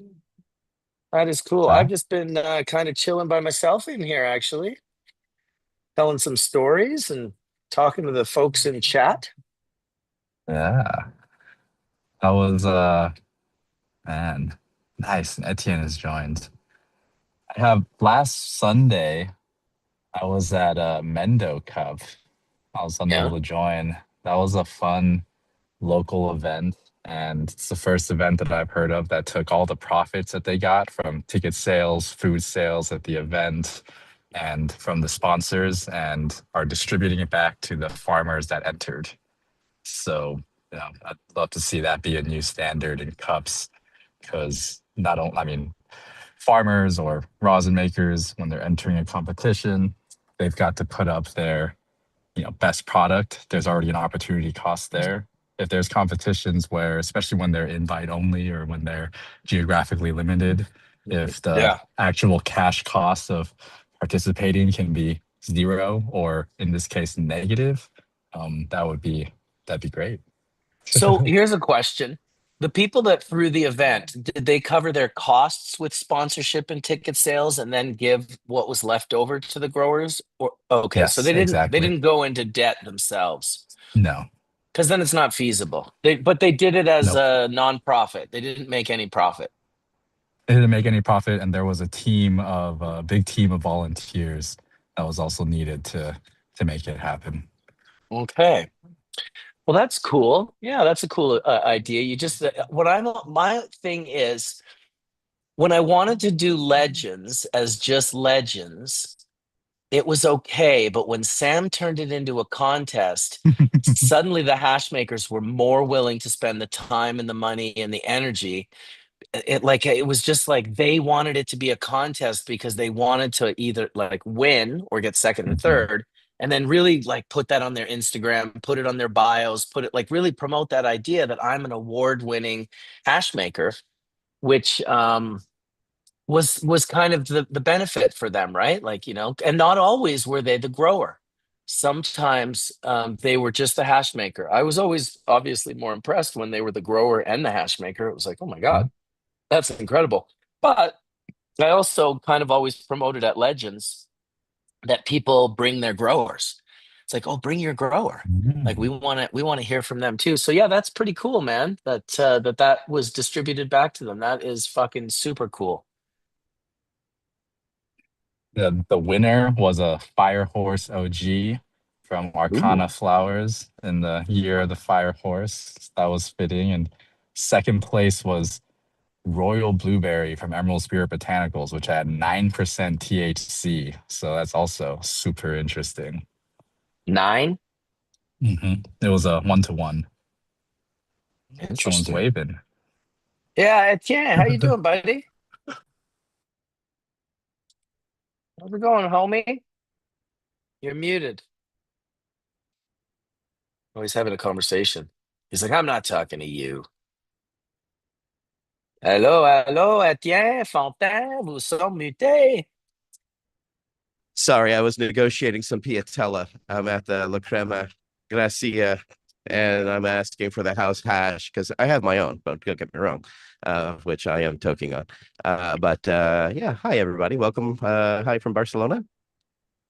Whoop whoop. Happy Mother's Day to all the mothers in Barcelona. And happy Mother's Day as well as FC Barcelona, my team. There's Kinsey over here. Yeah. Hopefully soon I'm gonna bring on I wanted to introduce everybody to Stefan, who runs La Crema Gracia, which is one of the cooler places here in Barcelona. It's a small local shop. Our friend Kinsey works here. I tend to come here when I get the opportunity because the hash is wonderful. Uh, and then he's there's some rosins, and this is what we're getting. Oops. Dude, that shit was So like 3D. It came right at me. yeah, right. Got to watch that shit. It's hilarious how it does that. And of course, thank you very much to our Puffco people. That core is This insane, is dude. this is the most amazing travel companion. I cannot tell you It's how I amazing. used to dream of something small, compact, easy, actually works consistently. And yeah, it's just one of those things that makes me very, very happy. Tools that work. Nothing more frustrating than tools that don't work. I got to admit, dude, I really do love that one. I take it skiing all the time. I got one here in Colorado too for when I'm out and about and I don't want to hit this in the car or whatever. I I was feel about like to that say, one's. where are you today? I'm at the reserve here in Colorado, in Denver. It's like a private Nice. kind of club space that my buddy Kyle owns that I've partnered up with him on. And we're throwing these like very private parties here. It's fucking super cool. Got all this like amazing art that Adam Dunn has been so kind enough to bring. So these are all Vincent Gordon's. Nice. Excuse me. Check that shit out, dude. Donna? Donna. That for Fucking, yeah, thank you. Wow, great art, it's man. fucking, yeah, dude, it's all over the place. Like this place has great art. He's got a giant Chris Dyer downstairs.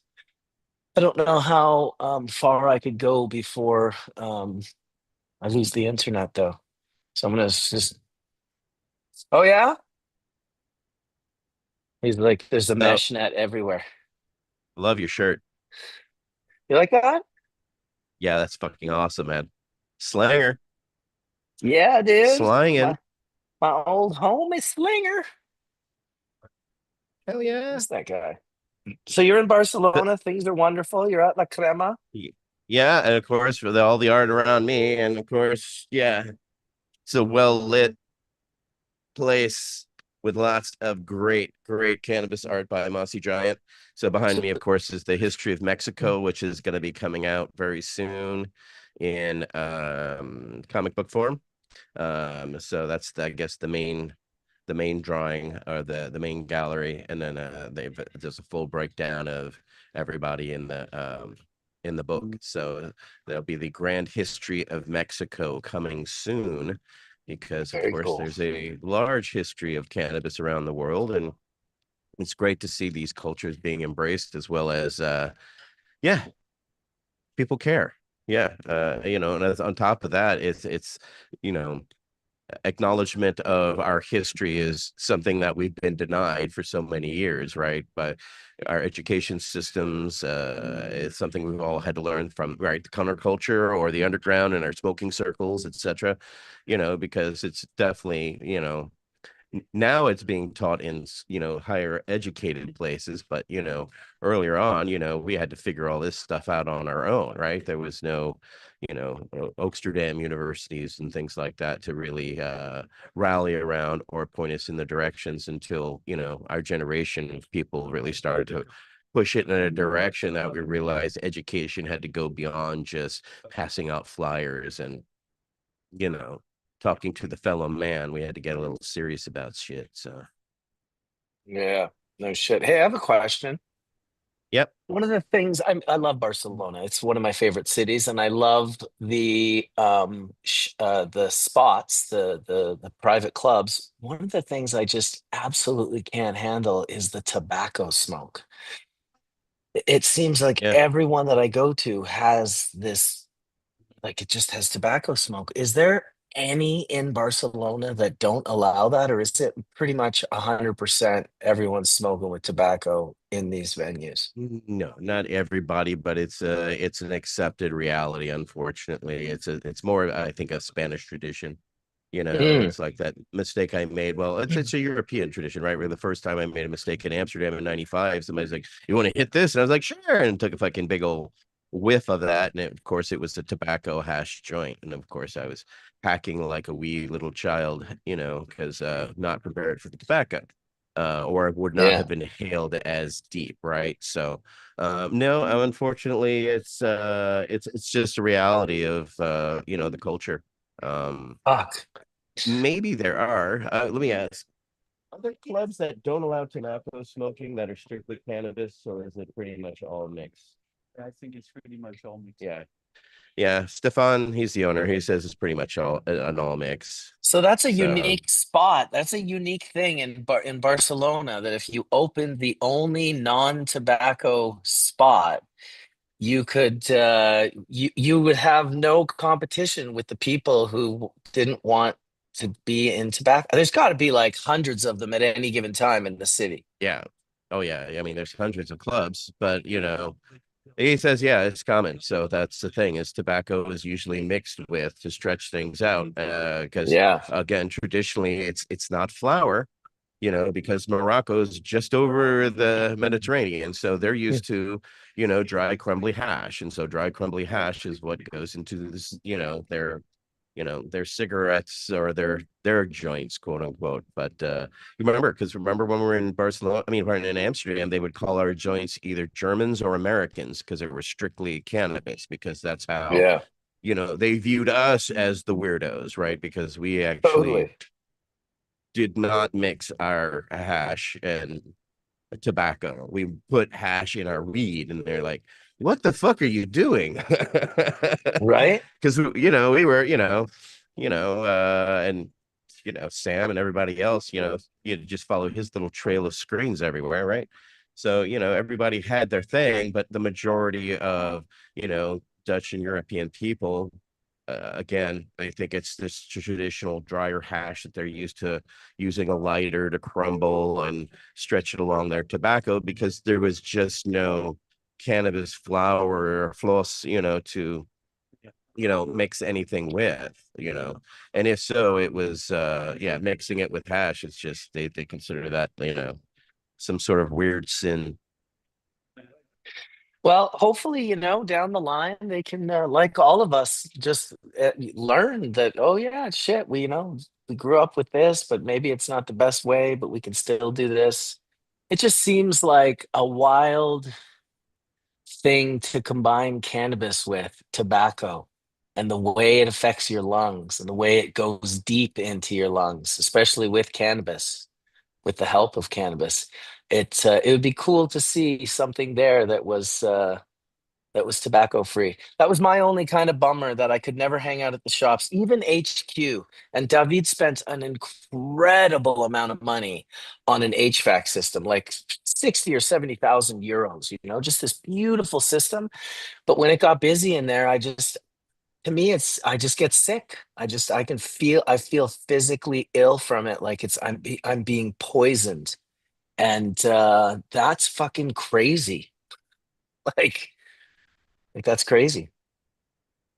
Yeah, it's just one of those things. I remember when I was talking back in 2010 when I originally came to Barcelona, and some of the original coffee shop owners were telling me is that the police would come and hold them up until they would basically bring in the HVAC units so that they could deal with this tobacco. So, Mm. that was even back then.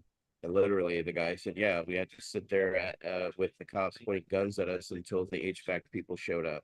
And then they had to pay those prices, which back then were, 28, 30,000 euro for, these type of air scrubbers, which, you're forced to either have or you're out of business. So Yeah. that's kind of the compromise where the Barcelona's like, okay, you can have the shops, but you better at least have the clean air. Yeah. But it's And not just, just the clean air, again, the other the major compromise that I saw, and I started going there in around '04, was not hanging out in front of the shops, which they are extremely strict to this day because they know that is the thing that will get them busted. Having people hang out in front of the shops, like lighting joints, like talking and laughing, it's like, get the fuck out of away from the front door. That's generally what I've seen in Barcelona. A lot of the shops won't even let you leave until they look out the door and see on camera that there's no one around and that it's open to leave. Better safe than sorry, I always say. Better safe than sorry. Okay, there we go. Look at that. It's just you and I now, there Etienne. we go. Oh, I You can't can hear hear me you. now. Yes, I can hear Can you you hear me now. now? There you can go. I can hear you Okay, like a so radio DJ, bro. It's here good. it is. I'm sitting here with Stefan. Stefan is the owner of La Crema Gracia. So if you have any questions, he is the man who really understands. He's been navigating these waters here in Barcelona for definitely a while. So Marcus was asking specifically about the tobacco. He has a problem because everywhere he goes in Barcelona, there's tobacco smoke allowed, and he is sensitive to the tobacco smoke. So he was asking if there were clubs specifically that were cannabis specific, and you said, of course, that was not the case. So he was wondering if that type of club would be successful in Barcelona. That was strictly cannabis, not tobacco. Maybe. Yeah, I think some clubs like this could have a certain success because all the extraction is having a lot of success, and most use it with like electronic devices. Yeah, exactly. So yeah, but I think some clubs are going into that direction. Our club is a bit it's not a specialized club. We have a neighborhood club. So usually normal people who consume cannabis daily in Spain, usually they smoke it with tobacco, maybe 50% or 50-50. So that's the tradition. I know it seems a bit weird for American people, Yeah, but still In American, I in guess. in Canada, it's I can less hear him. weird. I can Can hear you him. hear me? Okay. Hold on. Oh, Hold on. sometimes only one has the Yeah, try that again. Just put it all the way in. Okay. Can you hear now? Can you hear me hello, now? hello. Hello? No, Can you hear us? I No? can hear you. Very Yeah, I low. can hear you. I'm asking Okay. him next to you if he can hear Can you me. hear me? Yeah, I can hear, but very low. Go ahead. Okay, now I got to remember what I was going to say. I can hear Oh, him. I'm from Canada, where we have He's Quebec. from Oh, Canada. I just started talking. He pulled it out. I wasn't talking when he couldn't hear me. No, the earphone isn't working well. That's why. Go ahead. I'm gonna Okay. recite it to Just him. in Quebec, on the east coast of Canada, it's all French people smoking tobacco with hash. The hashish and the European really discovered cannabis through hashish, and it's a culture that's been going on since I guess the mid of the 19th century. And the French, the Spanish, the Italians, they all learn the cannabis culture through tobacco. And I know it seems a bit weird, but I actually like it. Hmm. I don't smoke pure cigarettes, but I smoke always like a few joints a day mixed with tobacco, and I actually like the effect. I know it seems Hmm. weird, but I think we all use our medicine and poison, and it's a sweet poison, but it's also a sacred plant. Yeah, tobacco. Yeah, like Kenzie is saying, is a sacred plant, and Exactly. was smoked by the Mesoamericans during thousands of years, and it met another plant that has been smoked also for thousands of years.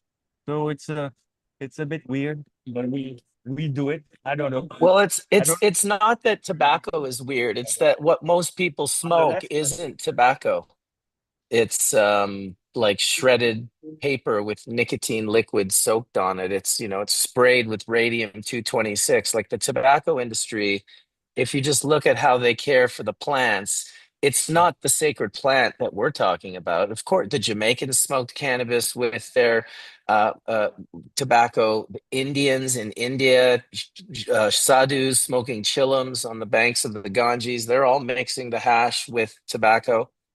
So it's not that the mixing with tobacco is weird. The weirdness is the perversion of the tobacco plant with, sprayed with radioactive nucleotides that not only kill the people who smoke it, but also the people who are just next to them while they're smoking it. So it becomes like more than just because obviously I would always fight for your right to enjoy tobacco and to enjoy cannabis the way you enjoy it. It's just unfortunate for me because I can't enjoy it when there's the sweet poison mixed in with it. I'm so susceptible to it, I'll turn green and start throwing up. It's crazy. If I feel like I can feel the same way from tobacco smoke as I do from too much sun. Like when I get radiation poisoning, like sunstroke, I feel exactly the same with tobacco, but it happens way faster. And I'm also susceptible to that. Like if I go to Jamaica and I go in the sun for like 30, 40 minutes, I'll get sunstroke for sure. And then I'll be like throwing up and just feeling sick. I don't know why tobacco's always made me feel this way, but I suspect it's because of the radium 226. Because that's when I went down the David Malmo Levine rabbit hole of the large tobacco companies and industry, he led me to this compound they were using to spray called radium 226, which when you burn turns into many, many, many things. But the two I researched were lead 210 and polonium 210, two compounds that are both radioactive nucleotides and are created and produced in the burning of radium 226, which is sprayed on like 99% of tobacco that most people inhale into their lungs. So I think tobacco is a sacred plant. I think when the Jamaicans smoke it, and they're actually smoking what Africans would call like daga or whatever. Like it's really like dark tobacco leaf. It's not cigarettes.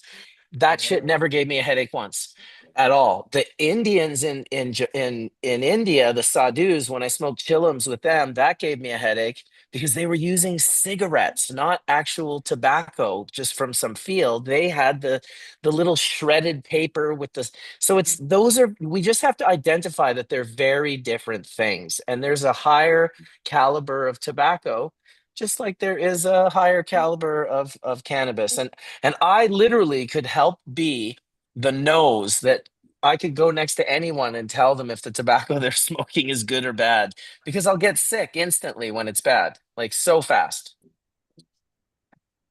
That sucks, man. I mean, just to have that type of reaction, because I grew up, my parents smoked cigarettes, right? Did your parents smoke cigarettes as you grew up? My mom smoked them for a short period of time when I was very young. I remember being in the car and literally feeling like I was dying. I was probably 3 or 4 years old, windows up, smoke's getting ripped. Um, but I became the most susceptible to it. Like when I started going to concerts and stuff, I just it would kill Non, me, non, non, dude. mets-toi ça It dans was l'oreille it gauche. was so shitty for me, but Oreille gauche. it is what it is. Tu vas I voir. like the idea of, it's too bad Répète-toi ce. Barcelona ended with Spannabis, because what I wanted to do on the last Right. one was find a space that we could like rent just during this like 3 week period, overpay for it, to the point where, and use it as an experiment where let's see if a club can go for a couple weeks without the use of tobacco during, Spannabis, where there's thousands of people who will come who want to not be around tobacco. Yeah, it's just yeah, Hein? one of those realities of dealing with Spanish people. Yeah. Well, it's the same in Quebec, and it was the same in. Listen, I never thought they Oui. would stop Ah smoking oui. in Amsterdam ever. They used to smoke in the breakfast places, just chuffing cigarettes. And when they just decided you couldn't smoke in Amsterdam anymore, I was like, okay, we'll see how this goes. And it went. The Dutch smoked like motherfuckers. They were smoking like crazy. It's not impossible to get rid Yeah. of. So what are you doing in Colorado? I am here for a week to, help build the brand, sit and have business meetings with my partners, go to the hash labs and make some hash for a couple of days. I've got a course that I'm teaching at low temp using their mini Osprey and their rosin presses. So that's like a 20-person course or something that we're going to be doing for the Saturday. And then the next day I have a hash church. A week from today, one more hash church here at the reserve, and then back home to fucking just lots of trips lately, man. Gotta make all these different places, and Are you going to it, Mary Jane? I'm not sure if I will. That's in June, right? Mid-June. Yeah, no, I don't know. I've got to be in Chicago in June with my partners, Redemption Botanicals. Shout out to Dread Smokes Weed and Marshall. And I have to be back here in You've been Colorado there with. since legalization Oh in yeah, Germany. Yeah. I Have you have. been Yeah. there since legally? Oh, okay, Oh, okay. oh yeah. That was great. It was amazing. It's listen, we went to ICBC right after it legalized, like a couple weeks or whatever it was. And I remember just being like, there's no grow tents left in the country. Like nobody has a grow tent. I was like, what? I was like, that's insane. Like how many fucking grow people were like scrambling to try and get containers of grow tents into Germany. It was wild. The excitement, right? The private club was Chilling. max out of I don't know what it was, like 1,000 members or 500 Mhm. members or 200 members, whatever it was. It was something. And it doesn't take long before people look at the rules and regulations and figure out ways to, get more out of it than the people who wrote them thought they would. So I'm sure Germany will be of no different in that sense. Well, the German markets, it's maturing quick because I mean the Germans are very educated cannabis consumers, or at least they've relied on the Dutch, right? Because the Dutch who are having such problems, and a lot of the problems I've heard were the Germans, right? They're coming across the border, clogging up the little, especially the border towns. Those were a big problem. So, I mean, for myself, when I got wounded and when I went through Ansbach, Germany, that's where I first scored my hash was in Ansbach, Germany. in southern Germany in a bar. Just that's what started me on my journey in 1991. So, you couldn't find flour, as I stated before. Back then it was only hashish, and it was usually, mixed with wax and stuff like that. I didn't have access to good quality, so I would learn over time that majority of it was usually mixed with a very low quality wax. And so it would look like it was running, but that's because of the wax, not because of the ash. So yeah, I would anticipate now. I mean, because didn't wasn't there just an ICBC last month or something like that? Yeah, yeah, they had one in Berlin. I was supposed to go, I ended up not going and staying. I went to Boston actually, NECAN instead, which was awesome. I'm really glad I went there, and I just like seeing the different kind of things that are going on in the industry, especially here down in the US, where I'm, spending a lot more time with the brand and kind of trying to do more business down here. So just Well, got now back that you from can, Michigan. It was awesome. Michigan was how was amazing. Michigan? Yeah, really good people. Really, they got bad taxes and they got like things they got to fight and figure out, but they're a tenacious lot. I thought it was pretty good the way they had their shit set up, and not everything, of course. Big tax. I think they got like a new 24% tax. I think what Ryan explained to me was they're responsible for fixing all the roads in Michigan, the cannabis business. They took the entire tax, put it right on the shoulders of the cannabis industry. I could be wrong. I'm not an expert on this, but this is what my hash maker was telling me in Michigan, if I understood him correctly, that this 24% tax on cannabis is because it's 100% on the cannabis industry to fix like the roads in Michigan. So I thought that was pretty fucking insane. We got to do something with that tax money, but at the same time, it sounds like taking 100% of that. Yeah, it seems like some other mismanagement within the states, but that happens. Uh, you know, uh, but yeah, Michigan was started off so strong, and that 24% tax just made no sense to us. They were, really, really solid, probably were leading the country in the market. And to see that type of thing really kind of screech things is disappointing, but I do believe they hopefully they'll be still able to lead the repeal it. market. I do believe they Wouldn't still lead the surprise me. market, but it's because of places like Ohio that like the out of state buyers from Ohio. Well, it was like in the early 2000s, if you remember Switzerland, small town Basel. How many shops were there selling those aromatherapy eighths and quarters, The right? Because and kids from the pillows, right? the pillows, yeah, they're aromatherapy pillows. Kids from Germany and France would come into Basel and get their weed and then, take the train back. What's up, buddy? You're on Hash Church, dude. That's Look at Leo. that. Hello, Leo. Leo is the Leo's awesome. mascot here. Leo Dogs are is animated, dude. Stefan's, but basically Stefan owns the place, but yeah, Leo runs the place. Cool. Well, have you ever thought to invite Bugs Brown? Do you know Bugs Brown? Bugs Brown? Yeah, he's a Oh, comic artist. yeah, exactly, comic artist, and he's been doing a project called the Legalization Nation, and Oh, he's basically doing it's a journalist work that he's doing about cannabis, and it's a really incredible work. well, I'm down to have him on and talk to him about his work. Yeah, he's incredible. Yeah, he's a really down to earth guy. I met him here last year, Brian Box Brown. He does if you check him out, he does a weekly comic on Yeah, every week he's doing like a page about the legalization process in the States, and it's incredible. Yeah, so he talks about using his cartoons basically to tell everybody politically what's happening. And it's a really great connector because it's giving a visual to very difficult, complex situations. And because he does comics, he can do them over time. And so he can educate people and give them the full scope of Okay. what's happening, what isn't happening.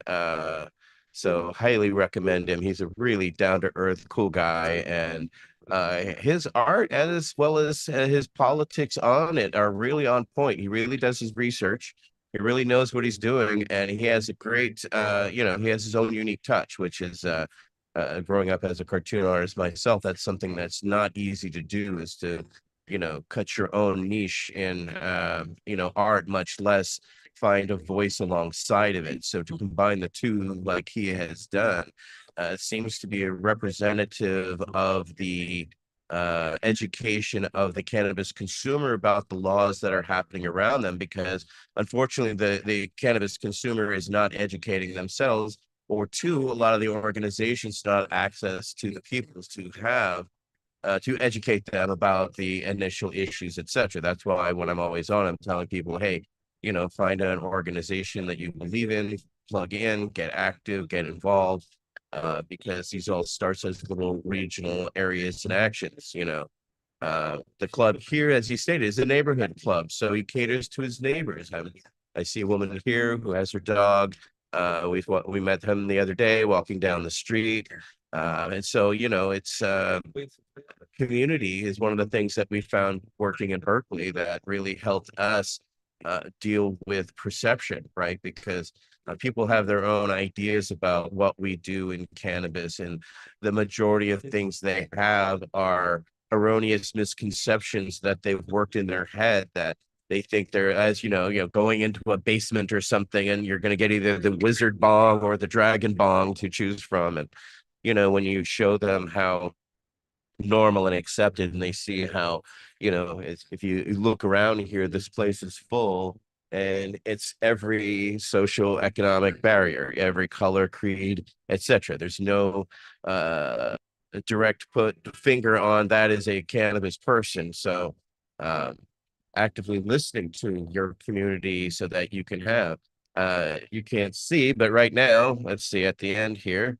there's a guy playing guitar. That's why I'm on noise canceling, etc. So we've got live music going on here on top of very many people coming in here, picking up either flower or hash or rosin, and then going about their day. Or a common thing I see is people will get their flower and then they will sit here and roll it. No.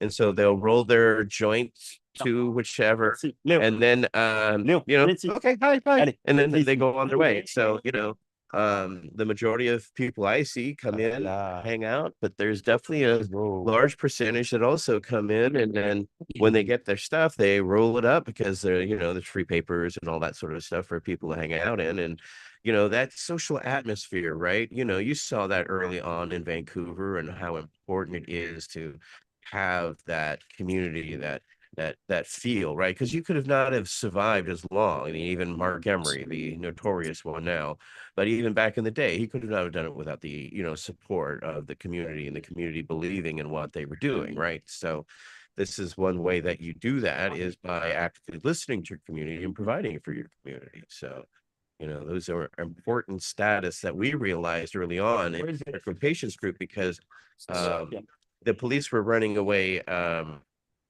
prostitutes, and the prostitutes were running around, and pimps, etc. And by being around, we were very fortunate to deal away with it. Wow, look at that little scrunched Speaking up of face there. prostitutes, What's going down? Yeah, I know. how's it going, dude? Adam, Waiting for my call. I was waiting for my call. I was like, oh, there it is. There it is. What's happening? what's up, Adam? Much love, It buddy. says in Barcelona at the Nice. Creme Glacier. Nice. I'm at Kyle's. I know. I've been watching. I was like trying to get in touch with you guys. Like, damn, let me in there. I'll take over the show.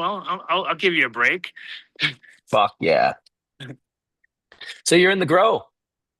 Yeah, I just came down. I was like, I got internet down here finally because of Starlink, so I can do shit, Because before I'd always be like, have to run back up, do all the calls, do anything like that, run back down, So now I'm all wired up. I'm in the veg right. Dude, Starlink's crazy. I know. I'm in what's should have been a flower room for a long time ago, but I decided just to. This is the time of year everybody wants clones. Everybody's hitting you up, and if you got, oh fuck, I just put everything into flower. You know what I mean? It's like always the kind of. because keeping moms is not easy these days, as we know on Mother's Day. But moms tend to be problems in the grow, not at home, but in the grow, they can be a problem because they're hanging around too long. You know, they're vectors for whatever problems you might have. You always have fresh, when you take them off fresh, nice, healthy plants, they're always way nicer than when they're off some woody old mom that's like been around the block, Jesus, crazy. I got these beasts. Look at how I mean, these things are out of control right now. What It's like, varietals are those, there, Dan? this is cheese right here. This is the old Exodus cheese. Classic. Oh, She's a the classic. Exodus. I mean, look at this is still in veg, guys. Inside, it's ridiculous. I'm out of control over here. This is a Trinity times ChemD that I made, cross that I made. It's really nice. And Trinity is like one of my favorite outdoor plants too. So these are all things that are potential. Some of them are potential outdoors. Some of them are indoors. This is petrol station here. The petrol station. ChemD, ChemDelichem, I-95. That one is here. This is given to me as a skunk #1 from Bike. So I don't know. You know what I mean? With Bike, you never know 100%. But this is, whatever it is, it's vigorous as fuck. I'll have to say. Like. Really? Yeah, this is like this is in a 3x3 here. Fuck yeah. But yeah, everything, like I said, a little out of control over here. I'll take you guys over to the flower room if you want to go see some flowers. That's always I think little it's more. nice to look at flowers. Once you've seen some veg plants, look flowers look like. Flowers are always good. Are you still snacking over there? Jesus Christ. Here you go. My Here God. you go, Marcus. There's the toys. Ooh, boop, Everybody boop, always, boop, boop. you got to have your toys always around. That's the most important part. Dude, is that a KTM? Yeah. Oh, it's the best. I drive a KTM. Okay, so here's some flowers. Oh, some flowers. This is that Trinity. This is the mom to that other cross there. This is the Trinity here. You should spotlight him, Marcus. Yeah, I will spotlight him. I thought he was spotlighted. Where did he go? Oh, there he is. Here I am. Pin. There we go. You're pinned. All right, nice. So this is the Trinity. It's like week 7 right now. We got some East Coast sour diesel up here. This, not sure the frame is. I'm kind of out of the frame, but we got some daily grapes over here from Kyle. I got from Kyle. It's my first run of that one. I haven't seen that one before. Let's see. We got the Pink Z back here. Everything looks nice and healthy. Yeah, so Pink Z. We got Super Booth up here. Oh. And I got my hand all the way up to the seal, as high as I can go right now. So you can see kind of the, and they're up off the ground about 1.5 feet. So they're big. Black maple. So we got black maple here. We got strawberries and cream over here.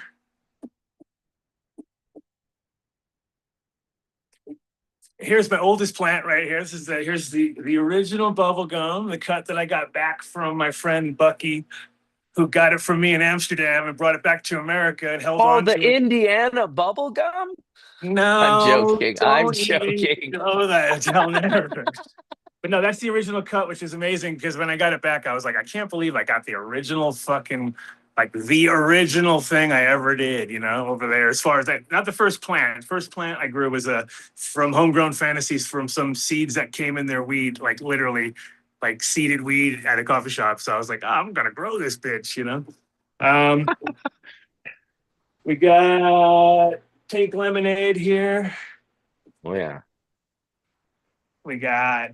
You can see I'm like one of those guys. Is everything one plant of each? There's not like there's just enough for me every time. Some Just sour. your head stash? This is sour. Yeah, pretty much. This is sour. Original sour. And then we got Taliman that I got also from Oh, I Kyle. like that Taliman. Taliman. And then we got I Cap do. Junkie. This is Cap Junkie here. This That's one, what's up. this is smelling beautiful right now. I have to Fuck say. yeah. Hell This yeah. is Sour Slice I got from Kyle also. I like this one a lot, smell wise. This one, that one I'm interested in too. Sour Sour slice, eh? Slice. Now here's something, Kyle, that we have, you know, the classic whenever you're growing out something, as it's going, you're like, wait a minute. That can't be what, no, what is it now? Great Mysteries of the Universe again. Because what I was wondering now, Kyle, you're on the line, right? So the Miracle Mints, apparently, when I was looking it all up, I'm like, wait, but Miracle Mints is Cap Junkie, right? So I have Cap Junkie and I have Miracle Mints. So I don't have something. One of them I don't have. What is it? Do we know? Because this is Cap Junkie, which looks like Cap Junkie. And this is supposed to be Miracle Mints, but it smells like Super Boof, and it isn't Super Boof because it's Super Boof is over there. So I'm having one of those moments in my room.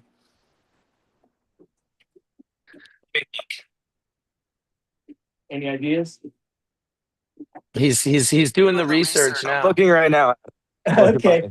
My And list, then I and I'll let got, you know. Hold on. okay, so then this is Lambo. Remember the old Lambo? Of course. So this is, look at this fucking monstrosity right here. Some Yeah, footballs. beefy. Real beefy. Some footballs there. And then we got Astro Chimp over here. Yeah, that one's a good one, actually. I got that from Bike, and it finishes pretty early outside. So, and then another East Coast Sour Diesel. And I think that's all we got. But pretty. Are you growing a Keith Sour too, Adam? Or is it just the Yeah, ECSD right now? Yeah, this is the Keith Sour back here. The tallest one in the room. Scott just came into the room. There you go. Oh, yeah. Well, that's Yeah, that Keith Sour is super, super fire. The ECSD is just different. Well, yeah, I like this. I like how it's stacking though. The East Coast Sour Diesel. I like a lot how it's stacking. Oh, yeah, I know.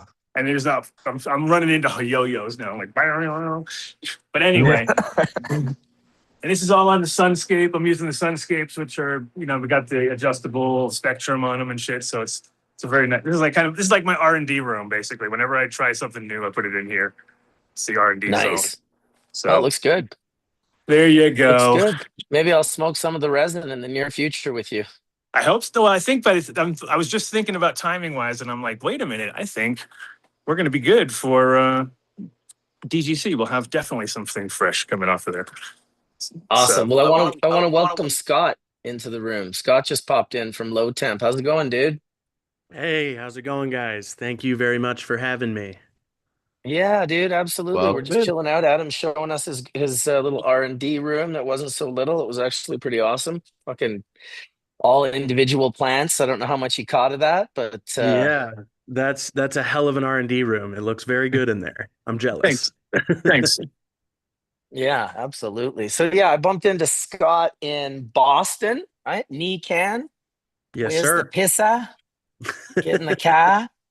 Yep. Well, that was awesome. How was the rest of the show for you guys? You guys enjoy those jars? Oh yeah, for sure. Thank you very much. I've got one of them downstairs. I just took a dab a minute ago. I appreciate you. But Excellent. the show went well. That was my first time doing a show out in Boston, so that was interesting.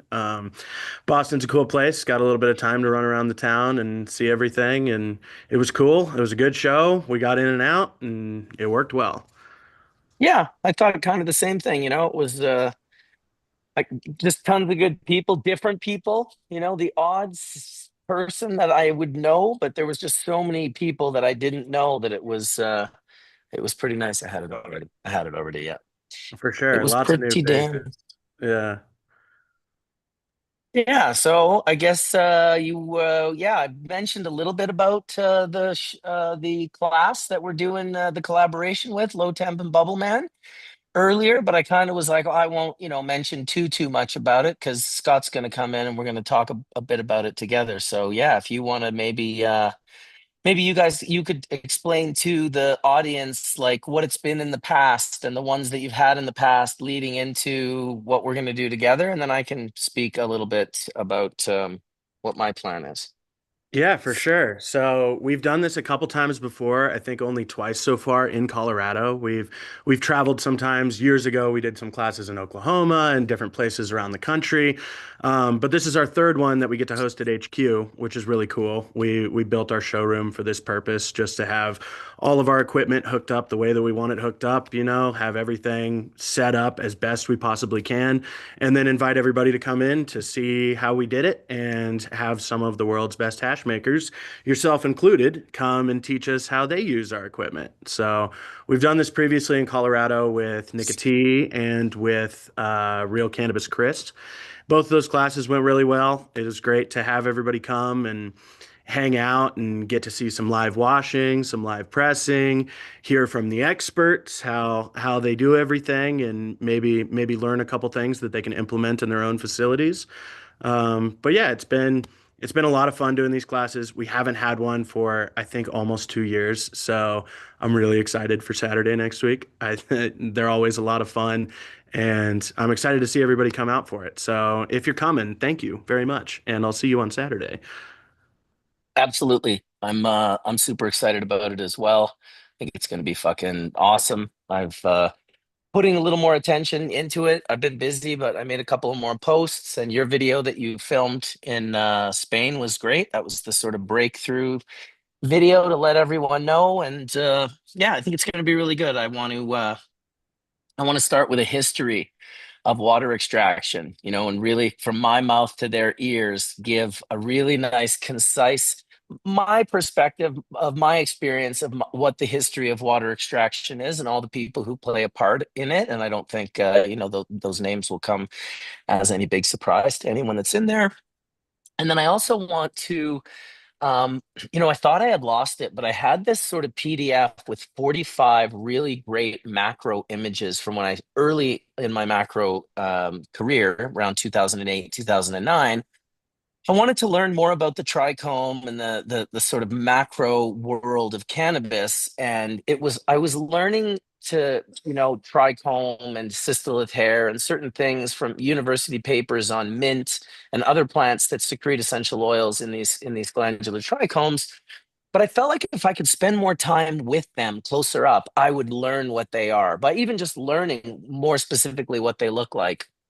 And so I have 45 images that go through a seedling to the seedling cracking out the bitumen, which is the membrane that like releases the embryo, the cotyledon, the epicaudal, the first macro trichome, bulbous trichomes that are on the epicaudal, and all the way through to the resin being extracted. And so it usually would be about a half an hour, but I think we'll just hammer it out in a shorter period, maybe even get washing a little bit and go through more of them. So I really want to give the people who come that exact experience as well, like to get to see these images and how they kind of helped me in in that macro world. And then of course, it's an interesting thing, of course, because I've been thinking a lot about this, and it's like, are you showing these guys how to make the best of the best of the best of the best? Are you showing them how to make the best of the best of the best, but also making sure you show them what they do with the rest of their material?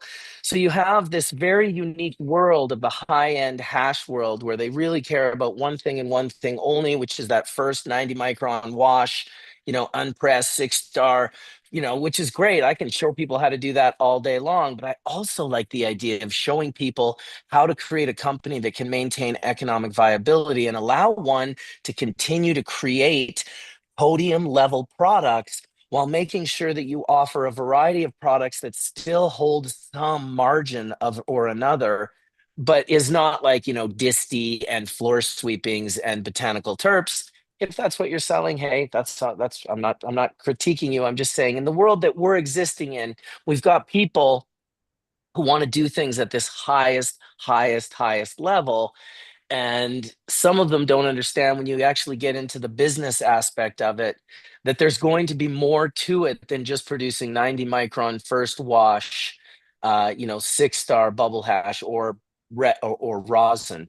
So I kind of want to make sure the course is honoring the origin of bubble bags and the mission of making the best of the best of the best of the best, and really promoting to the ultra snobs, but also maintaining, you know, I think the most valuable things I'll be able to give people won't be to get their 90 micron cleaner, but to, create something with their 160, 45, 120 that is also a product that people could enjoy. And that looking at it like it's, not worth anything is ideally not the real way to look at it. It's a delicate situation. I've noticed, and I've spent the last few years designing hash products, creating hash products that are not in that 70%, 12% terpene, 70% THCA. Of course, we have those products. I mean, I have these products right here in front of me from Michigan that were absolutely, super high quality, as good as anything anywhere I've smoked. But we also like to have the hash hits. We were doing the pure hash joints. Those are around 35% THC. They're not rosin or full melt.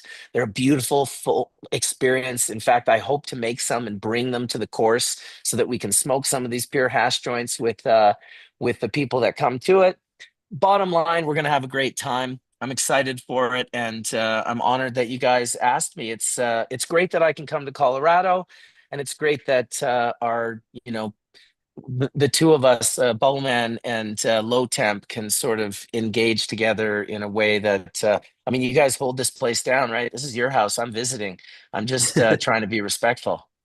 Hey, we're very happy to have you too, and like kind of to that end about which direction to steer the class. That's the best thing about having something in person, being able to take questions, listen to everybody, because you're gonna have home growers, you're gonna have business owners, you're gonna have aspiring hash makers, you're gonna have all kinds of people in this class, and they're all gonna have different questions, and they're all gonna want to know what do you do with this product, what do you do with that product, how do I cure this? How do I do this? There's going to be a million different things, and that's the best way to do it is in person, sitting there with a bunch of people. They can raise their hand, ask a question, and you can give everybody the information that they're looking for. I love that, dude. That is awesome.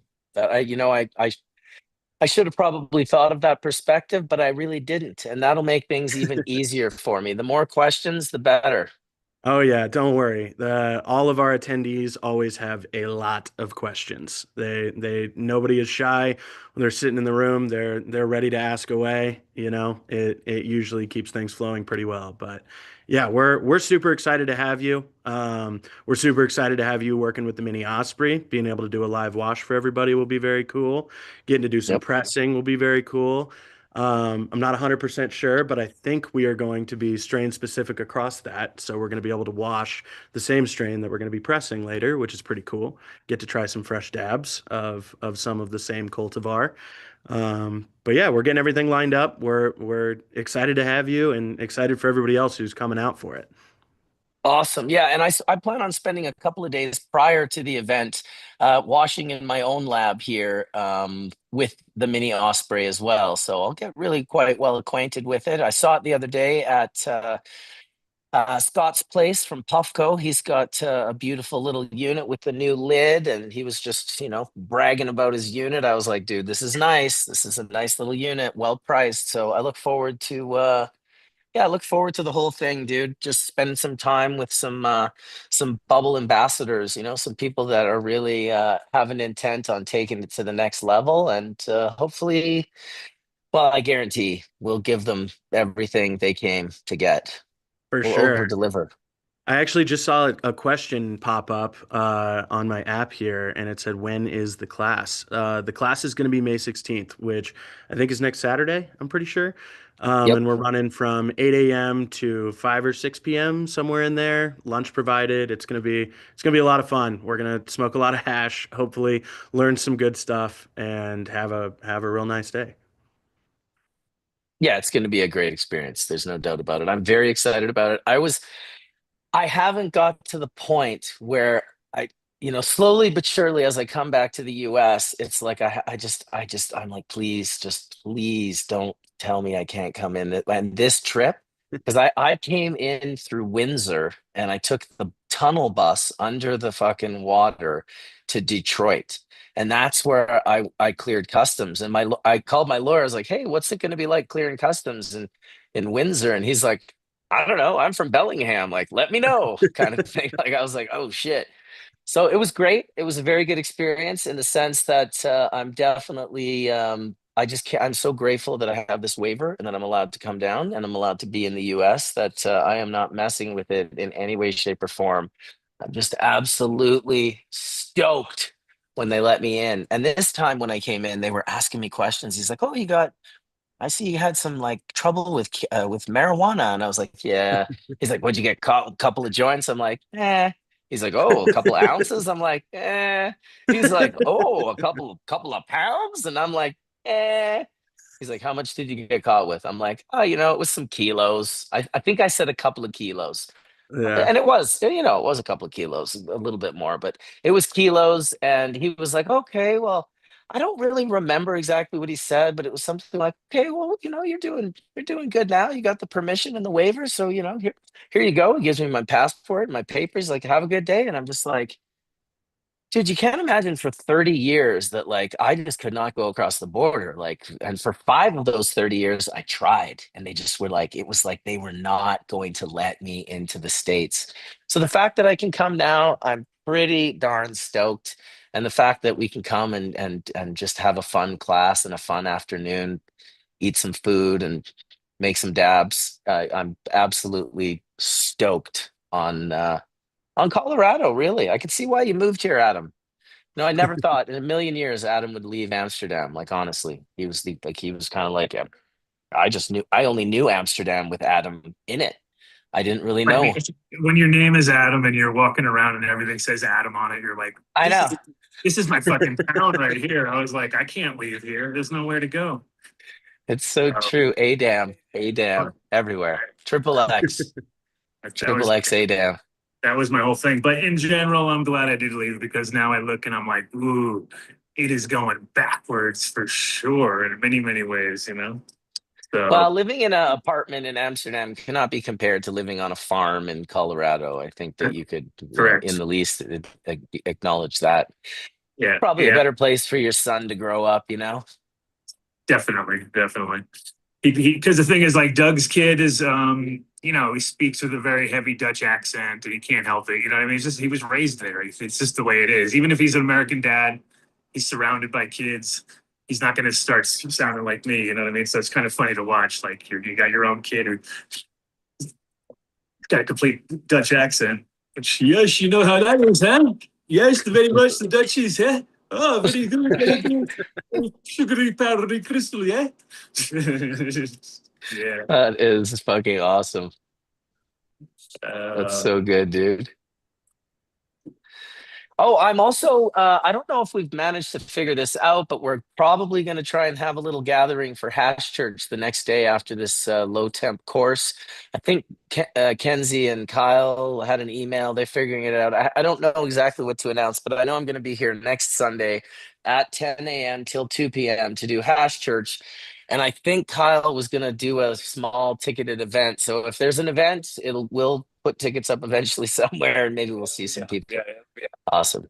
There you go. Yeah, Just for try to sure. extend the fun. Just try to Yeah. extend the fun. Might as well. If everybody's in town for the weekend for a class, give everybody a place to gather on Sunday. Why not? Yeah, exactly. Oh, good. I am recording. I'm so happy. I had a bit of a rough start on Hash Church today. I'm not gonna lie. On the laptop, I usually have a bigger screen and I'm able to like move boxes around, and the laptop was like trying to fit all these boxes in, and I feel like I managed to do it, so I'm not too worried. And chain smoking bowls since 7 a.m. is always helpful. For sure. Yeah. Well, dude, you're a killer with this stuff. That video that we filmed in Boston, I couldn't Oops. believe how quickly you just knocked it out in one take and we're ready to go. I have never had a video that's been easier to film. Thank you for that. Well, you know what? Otherwise, we're making it a lot harder on ourselves, dude. Now, I always had to film my own videos. I never had a videographer or an editor or anything like that. I just did everything myself. And I have 1,200 videos, maybe 13 now, 1,300 on YouTube. which are like some of them are heavily edited with music and like, cuts to macro photography, cuts to drone footage, cuts to POV, um, GoPro footage, snowboarding and skiing and wake skating and electric skateboarding and just like so much shit on my channel that I had to kind of learn how to do. And I don't pretend to say I ever learned it great. My videos aren't spectacular. They don't like grab you by the balls or anything, but I did learn a little bit on how to film it properly the first time so you don't have to go back and do this work that if you're not that good at it, it doesn't look good. If you're good at it, that's fine, but it takes fucking time either way. So I thought I would do you and me a favor and just try to knock it out of the park so we didn't have to fucking do any work other than like cut the top and the back end off and it's a video. Yeah, for sure. Well, it was great. You made it very, very easy for me. I appreciate it. Yeah, Um, well, if anybody's got any other questions about the class, feel free to fire them off. I'm happy to answer questions. I've got a pretty good idea what we've got going on, but I don't know everything, but I'm happy to try. are you in the chat? Are you reading the YouTube chat as well? I'm trying to. I'm bouncing my attention between listening to you and trying to read it, but Yeah, so that's what I got to do, except I also monitor the entire room, talk privately to everyone on the panel. Fucking, it's just like, oh my God, I'll lose my yeah, it's a mind lot. here. It's a lot going on for a live stream, I'm not used to Absolutely. this, but hopefully I can fight my way through it a little bit. Yeah, well, you're doing great, man. I appreciate you coming on and helping. Uh, I got you.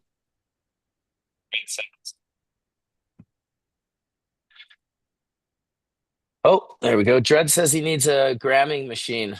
So I said, I got you, Dred. I got you, man. We can definitely help with that. Yeah. Yep, you can. You guys do that. That's something you guys offer as a service. What a great service. I think a lot of people in the herb industry have not really understood the value of machines that pay off like ROI, right? Like getting your value back on your machine. I know we've had a problem explaining it to people in the past with the fact that like it's not to replace workers. It's just to be more efficient. So you need less workers so those workers can be doing other things. There's lots of other things in facilities that people can be doing. And if they're both doing, the same thing like washing resin off of a plant and pressing it, figure out a way to get one person to do it. Now that other person's like 50, 60 grand a year doing something of higher value. Yeah, I'm all for about sure. creating I'm all about creating cannabis companies that can maintain their existence and not go bankrupt. That to me is pretty important.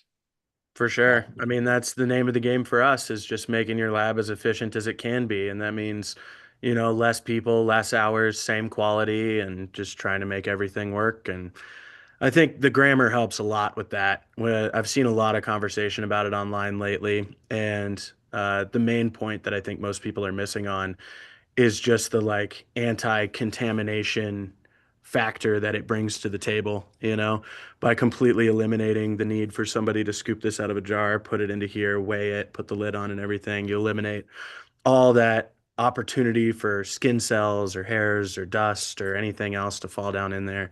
If you can punch it out of a stainless steel tube, then it's very clean and it keeps your product cleaner than it would be any other way, and speeds up the process, makes your life a bit easier. Yeah, it's true. I don't think people realize how charged rosin is and how much it can affect, like literally pull contamination just right out of the sky, Yeah, like for sure. right out of the air, right out of the room that you're in. Just pull it off your body. Yeah, at the end of the day, it's resin, anything that touches it is going to stick to it and end up But it's not inside just it one way that. or It's another. not just that. It's also like it's pulling like a tractor beam things out of the sky. I've I've got a I've seen video some here. crazy static behavior of rosin. Like Here, I'll I've show you some right now. you've got it leaning around. Check this out. Watch it jump towards my finger. Watch it move without me touching it. See it? Yeah, for sure. So Yeah. that's statically charged rosin. Watch this one. It'll go really hard. Look at it. So think of the charge that's pulling that towards my finger. That's what it's doing to the air. When you leave that product laying around, it's like a tractor beam. It's pulling dust and debris, fucking shit off hairs and little bits of skin. It's just pulling it out of the air into the hash. And that's why you have to really pay attention and understand how statically charged this material is and treat it as so that it's always covered in the room and you're not leaving it open while walking around. I go into rooms all the time and I see big chunks of rosin on a silicone and it's just open. I'm like, oh no, you got to cover that shit up, dude.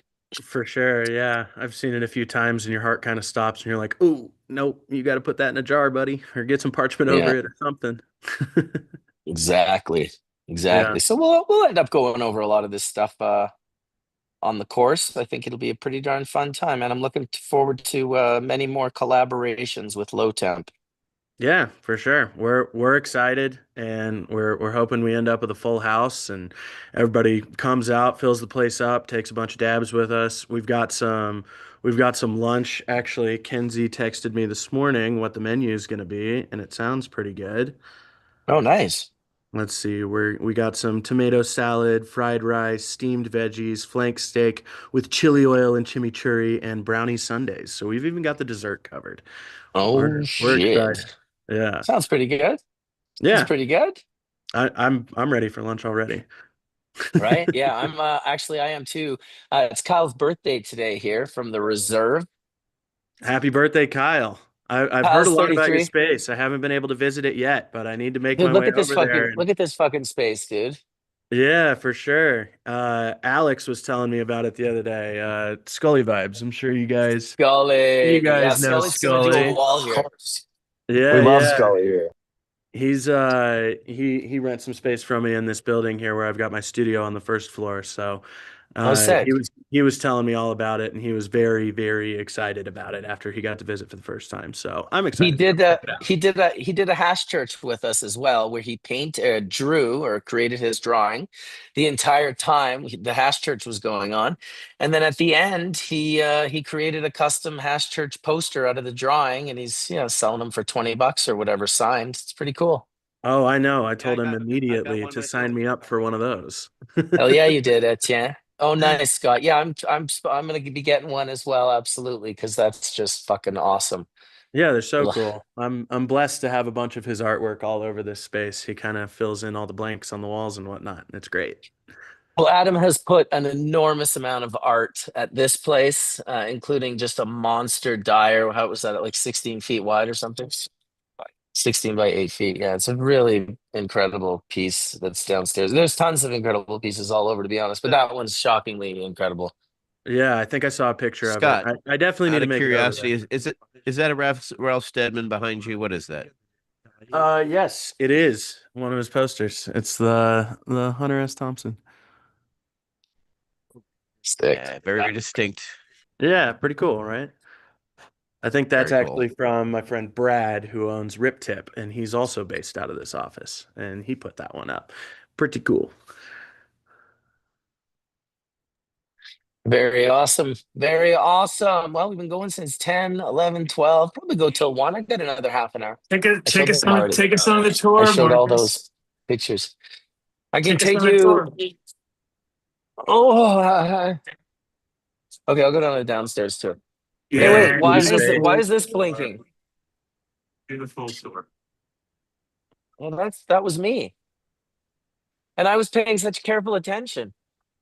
All right, so there's the piano.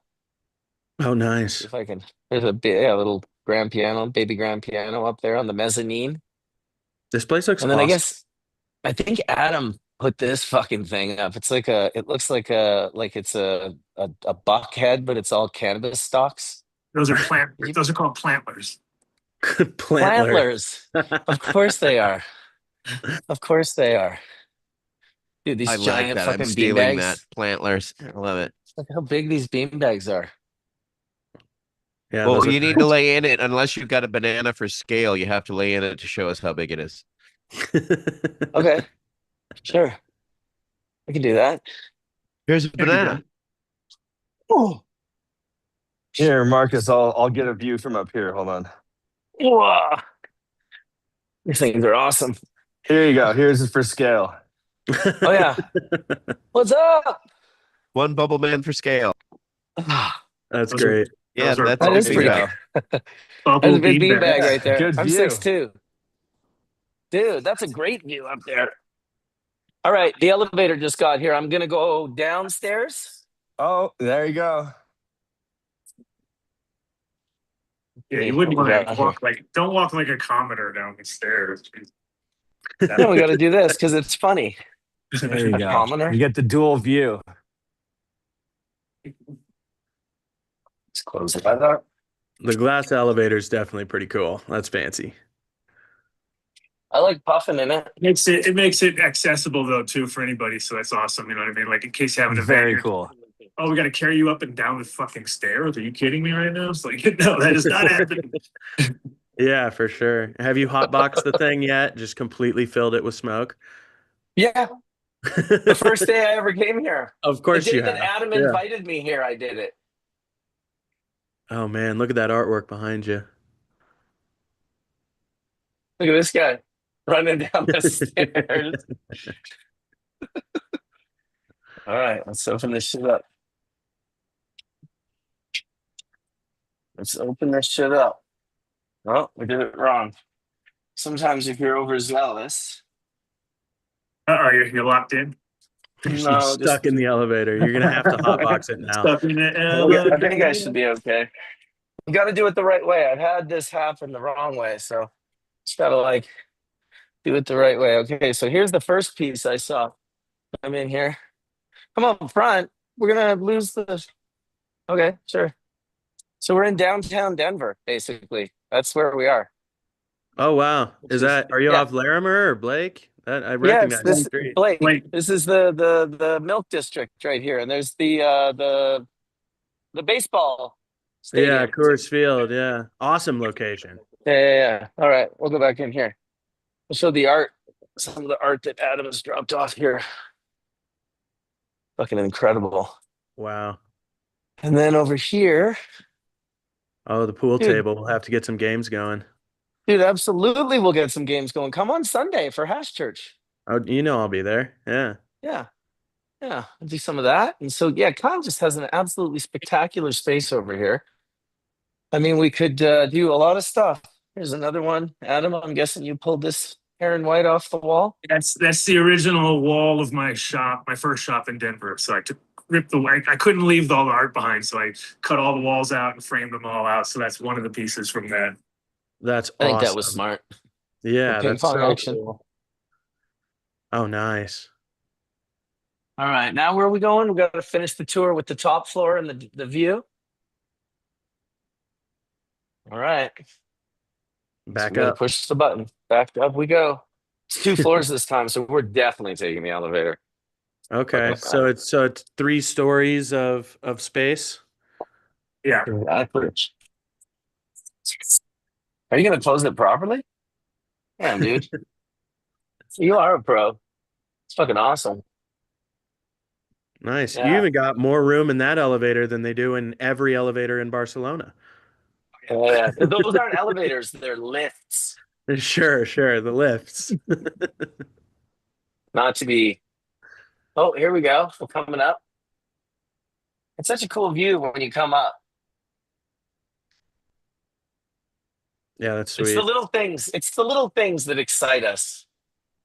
The little things. I've Yeah. never done Hash Church in an elevator, I'll be honest. And I've done Hash Church in a lot of fucking spots. This elevator has better fucking Wi-Fi coverage than the island of Jamaica. Like, even in a nice hotel, it's choppy.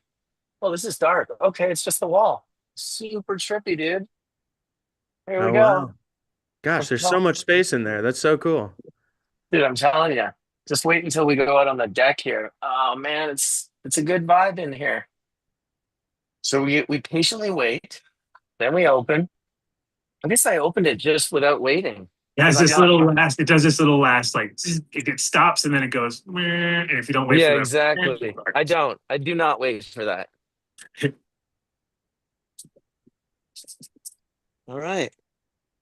You guys still catching us? Are we still online here? yeah, Oh, yeah. there's We see you. Dude, fucking downtown Denver, baby. That's so cool. Yeah, I Isn't can't it wait to come weird? by. It's so It's cool. like you're in the house and it feels like you're in a like a ski chalet, like in Utah or something, or fucking.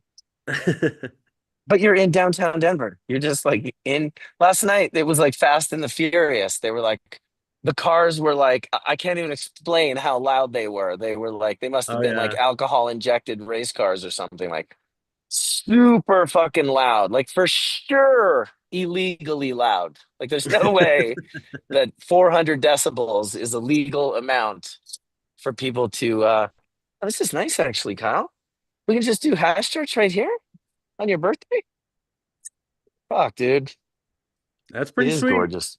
That's pretty Not sweet. bad. Birthday on Mother's Day, eh?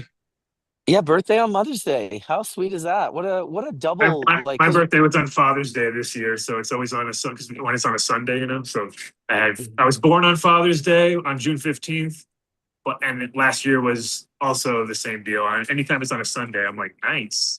So yeah, how many it's days? So what? That takes like 7 days, or how many days does that take to go around? like Every every 12, every every 7 12 years. years, I don't know, every 12 12 years. or 12 year because it's a weird combination. It doesn't happen all. Yeah, It has to be on a yeah. Sunday, and it has yeah, it's weird. I don't know. It My doesn't come. daughter, my daughter was born on Good Friday and Friday the 13th, and Oh, that does not happen again for like 60 some odd years. oh wow. Yeah, her thing is not. She'll get like Friday the 13th birthdays. April 13th is her birthday, like every whatever it is, but Yeah, like the cycle through the weeks, yeah, but not the other one. The other one she might get. She'll get maybe one more. that's crazy. That was I so know. close to being a 420 baby, huh? Yeah, yeah, absolutely. Instead, she took the reverse of my birthday. I'm March 31st, and my daughter's April 13th. And Mm. she was supposed to be due on March 31st, so she came 13 days later. The chitlins, you know. Well, I look forward to smashing some dabs here with you, Scott, here in the next week. Whether we see you on Sunday or before that, we'll definitely we'll make sure we get you better equipped, acquainted with the reserve here. Yeah, for sure. I'm excited to check it out. I'll definitely be at the class, running around, helping out with everything, pointing the video camera when I've got time to, trying to get some Perfect. cool content. But yeah, I'll definitely come by on Sunday as well. Sounds like it'll be very cool. But if anybody Awesome. has any other questions about the class, I do got to hop off of here soon, so feel free to fire them off.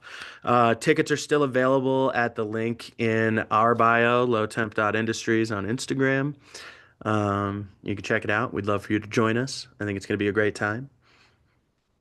Yeah, we're gonna have fun no matter what. That's for sure.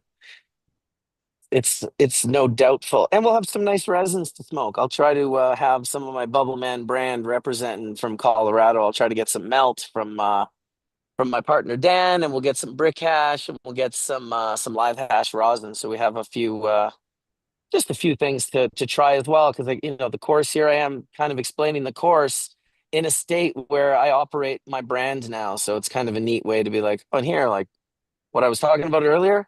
Here it is in the form of SKUs, and That- so That's super cool, and I know everybody will be very thankful. But absolutely. there'll be plenty of other local Colorado hash around, I'm sure. Oh, there always is. You guys have a very mature hash market here. I appreciate it. Even with melt, I was at Scott's the other day from Low Temp, and he pulled out the purple melt. It was beautiful, like melted away to almost nothing, solid 6 star, and it was purple. Like completely purple hash. Don't That's see the purple crazy. melts. Yeah, you don't see the purple melts every day, so I was appreciative of that, um, for For sure. sure. You definitely don't see them in 6 star quality that commonly either. That's pretty cool. No, exactly. 6 star is so rare. It's just I feel like rosin and BHO have made it easy to not continue to search for full melt bubble. Like BHO did it first, because people would hit me up and say, "Hey, how do I get my hash to melt like yours?" And then I'd be like, "Oh my God, dude, it's not actually that easy. Like it's a whole thing. It's a deep thing. Like you're not going to be stoked." And so a lot of those people were just like, "Well, we'll just blast." And then when rosin came along, it kind of changed it, took away that sort of danger aspect of people blowing up because they were blowing up.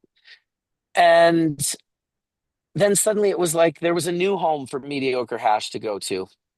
And I say that with all due respect because I love rosin. I've smoked some incredible rosin, and I know some of the best rosin I've smoked have not always come from a 6-star bubble. Very few people press 6-star into rosin. It's almost like you got to be For crazy sure. to do it, but it does happen, and I've definitely experienced it. Um, so yeah, I love it. I appreciate it. I think it's amazing that people can make a dabbable product from something that they otherwise couldn't if they were just trying to make dry sift or wet washed resin that melts into a liquid. But yeah, I think that is what it is. Everyone likes different things, and there's Adam doing some dry sifting, maybe. Yeah, pretty much. It's cleaning, trimming, trim jail. I'm in trim jail.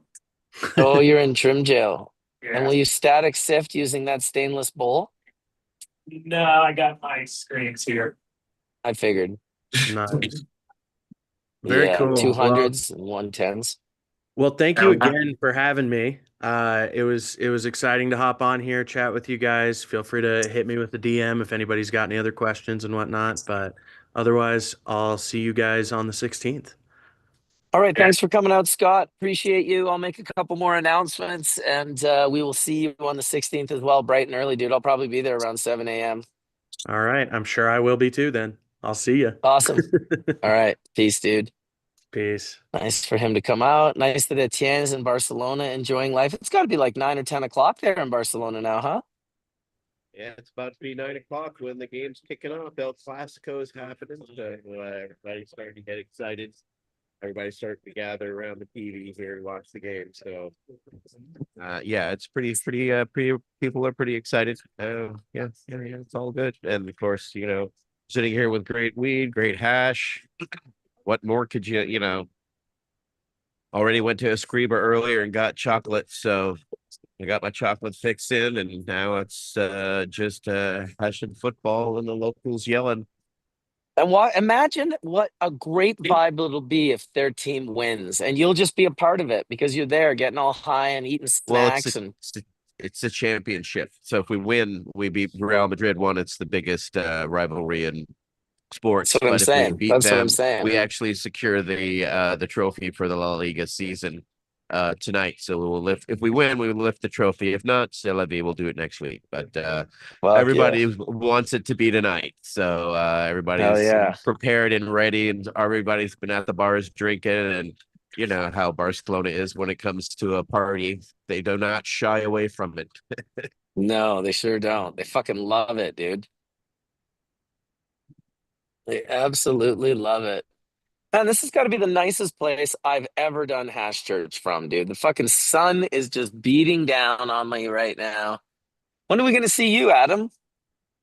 Probably like Tuesday or Wednesday, I'll be up in town just to kind of get some things rolling for us. All right, so no birthday appearance for Adam today? Today, no, I guess too much of a back and forth. I never get home till 1 in the morning, and then I got a million things to do, and then tomorrow I'm Yeah, over. that's far. You know how it is. It's not. I mean, it's Yeah. just it's 3 hours of driving, but and so it's like 3 hours. I got to Okay. go down towards Moffat, so maybe I'll be near you at one point in time.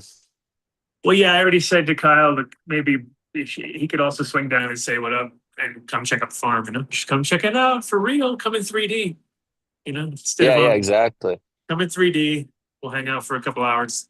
You can come this way though. There is a way to go to Moffat this way. There's just two ways to go. You can go this way and Yeah, then no, I knew straight that. across. You go from the springs and you go straight across. It's kind of the perfect. I like that route too. It's a really cool one because you're not going through the mountains at all. You're kind of going just straight across. So I did the straight across one the last time I went there, but when I came home, we went home through the mountains and it was like snowing and fucking sketchy. I was just like, yeah. my buddy's like, he's looking at the Doppler. He's like, I think we better take this other route because it I doesn't know. look good where we were. And then I we know went the other exactly. route. Yeah, But there's literally a split at Ontario yeah, Junction. If you go this way, what it's is it, straight shot. 85 or 7 or 70 Yeah, or something? Okay. exactly. Okay. You got it. You Okay. got it. 85 Yeah, is yeah, yeah. so cool. Yeah, look forward to it. It'll be fun. Holy fuck, my computer's getting hot in the sun. I better get the fuck out of here. Melting. I'm gonna yeah, we got another 13 minutes that I'm gonna rock church for, and then I'm gonna go celebrate Kyle's birthday with him. I think if I can figure something out. Sounds like some people are here even maybe. Here's the great reveal of the screen here. So we got the screen reveal. Oh yeah? The There you screen go. reveal? Oh, There you go. my favorite. That's a nice piece of glass you're Oh, getting off of there. staticlicious. Static-licious. Yeah, there you go. How's it going? Yeah, me too. How's it going? Hello, hello. Oh, hi to Oh, look Adam. at this fucking guy. This fucking guy. This fucking guy. This fucking This guy over here. this fucking guy. Unbelievable. Unbelievable. And his dog causing trouble, as Just fucking always. just in the house, in the So you hizzy. don't need Hello. me here now. You got How's half it- the I'm Marcus. I'm like 13 more minutes of streaming and I'm shutting her down and I'll visit. Ow. And I need to smoke too. God damn it. Smoke something. What is this? Grape gas? Sounds like probably a good option. This is where the sausage is made, right here. Well, Bam. I'm hoping on going to a championship or a playoff game here as well in Colorado with the NHL team, the Avalanche. Fingers crossed. Fingers crossed. Oh, there we go. All right, 12:48. So we got 12 minutes left. 12 minutes of live streaming, and we're done for the day, for the Sunday, for the Mother's Day. Shout out to all the moms. All the moms. It's a big deal, you know, birthing the entire population of the world. We're a good team. You guys birthed the world. We built it. Let's go, men and women, for the win. Woohoo! Right? I think we're a pretty good team. I hope so, anyway. Did you talk to Mrs. Bubbleman and wish her happy Mother's Day earlier? I hope did. so. I did. I sent her some lovely flowers. And yeah, I think she's golden. I think she's golden. I wish I could be there with her. My kids are gonna hang out I'm with her gonna and bring my mom some flowers today, which is like a bag of buds, and say, "Get to work, mom." No, not really, but she still trims in her house. She still come up and grab some buds to go trim. So it's kind of funny. So I will make sure to bring her bouquet Happy Mother's Day to Ace from the family at Hash Church. for sure. For sure. Woo!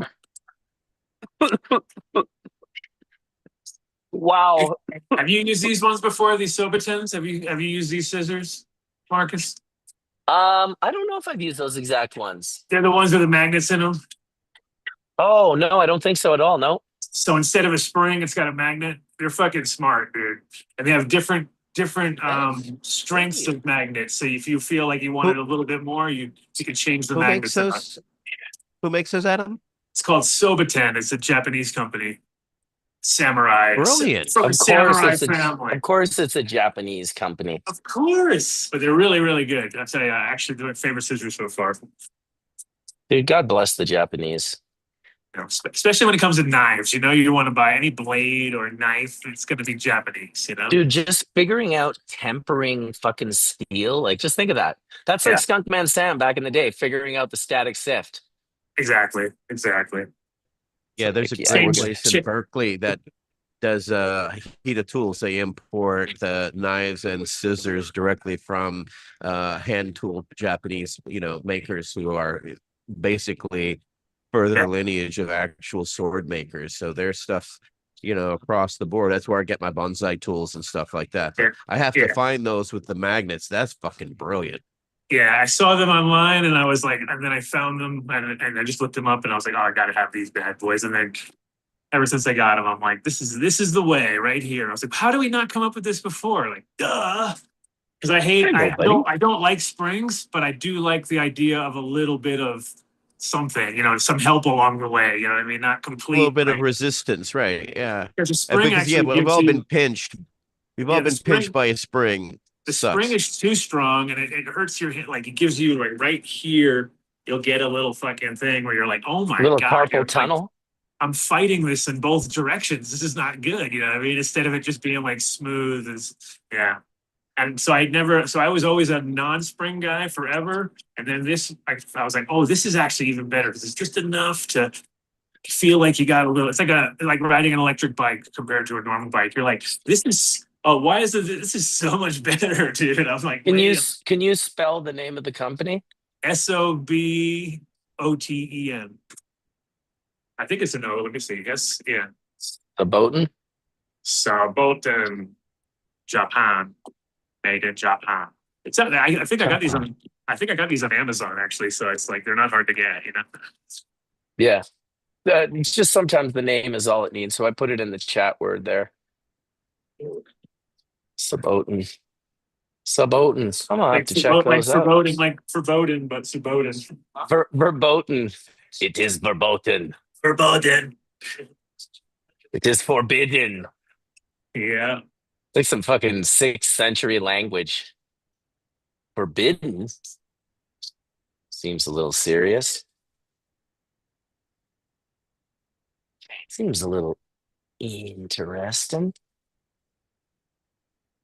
Oh. Adam is working like a trooper. He's got shit to do, people to see, places to be, seeds to crack, resins to separate. It's retarded. It's so rough. Doesn't matter what. Like I can every night and I'm finished. I'm like, I can't believe I barely scratched the surface of what I gotta do. You know what I mean? It's like, Dude. Yeah. It's the sword, hash to make, Beautiful, perfectly cured, like sugar trim. And it was a lot. And I was like, it was only cold in the morning. And I don't have a tumbler. So I was sifting it over like 8-foot screens, like Dave style. And literally like, to make a couple kilos, like took me like 3 days of like 2 hours a day in the morning doing this whole setting up the table, setting up everything. Like it was just ridiculous when I think that's just one little small job I needed to get done amongst like 50 other things that I need to do at any given time. Yeah. A little bit much, but what are you gonna do? Anytime I do anything when it's related to weed, it's 5 hours minimum. Like I put about 5 out. Like if I go to make clones, it's 5 hours. If I fucking go to make hash, it's 5 hours because I'm just get in the zone. You know what I mean? You just start doing it. Unless you like have to make 10 clones or something. But if you're just in that zone where you're like, I'll make as many as I can until I stop. 5 hours. And then I look at oh shit, I gotta go eat some food or something. You know what I mean? It's usually that. But you get into these little 5-hour sessions, Yeah, you get sucked into it. Especially podcasts. So podcasts are good for trim jail, I have to say. Like, and I can't listen to my own podcast, so I'll listen to Hash Church, or I'll listen to the Dude Grows, or I'll listen to anybody else's show except my own, because obviously that would be pure torture for myself. but anybody else, dude, all I listen to is my own. I listen to only my show, Hash Church, but actually I only listen to myself talking. I don't listen to anyone else. I have it all edited. I knew it. It's just me. Oh my God. I knew it. You're like, deep down inside. How do I mute I do out the same thing. I just listen to only Marcus. I just know. Oh fuck. That's fucking funny. Well, I definitely want to thank Puffco and the Press Club for sponsoring today. Appreciate you guys. Shout out to all the moms who oh yes, you're hitting your core right now. I need to plug mine in. I can't believe it made it. I only had 46% on the battery, and I think I managed to smoke like 8 or 10 dabs during today's show, and it didn't die. So I'm gonna go plug it in literally right now. But yeah, thank you guys for coming in on Mother's Day. Appreciate you, Adam. Hopefully I'll get down and do your show here this week sometime, or at least come by and visit the garden. Yes. See what you got going on. Let's do it. Bowls of Sift and Etienne. Be well, brother. Enjoy the football game. I hope you guys raise that trophy today, just for your sake. I tell people all the time that don't really love organized sports. I totally get it. I spent a long time not liking it myself. But you got to ask yourself, how often are you with your friends and you all spontaneously jump out of your seat and put your arms in the air and scream, yes? There's something extremely good about that experience. So you should probably have more of it in your life than less. For me, it's Roller NHL coasters. hockey. Yeah, roller coasters, Roller man. coasters are good for that too. You go down, you go up. It's like a neat experience to have with people. I appreciate it. I'll be watching some playoff hockey tonight for sure. So I'll be thinking about you. Shout out to Colin and Dr. Mark, who's at his commencement there, probably for his son. I think he sent me a picture with him and his son earlier. I wasn't 100% sure, but shout out to those guys. And well, may the full mount bless your bowl sooner than later, really. I think see you guys next time. Peace. Later, guys. Oh, Jake. Peace. Good to see you, Adam. Be safe out there, y'all. Thank you. Of Much love. course. Peace all. Oh, Caleb. Caleb.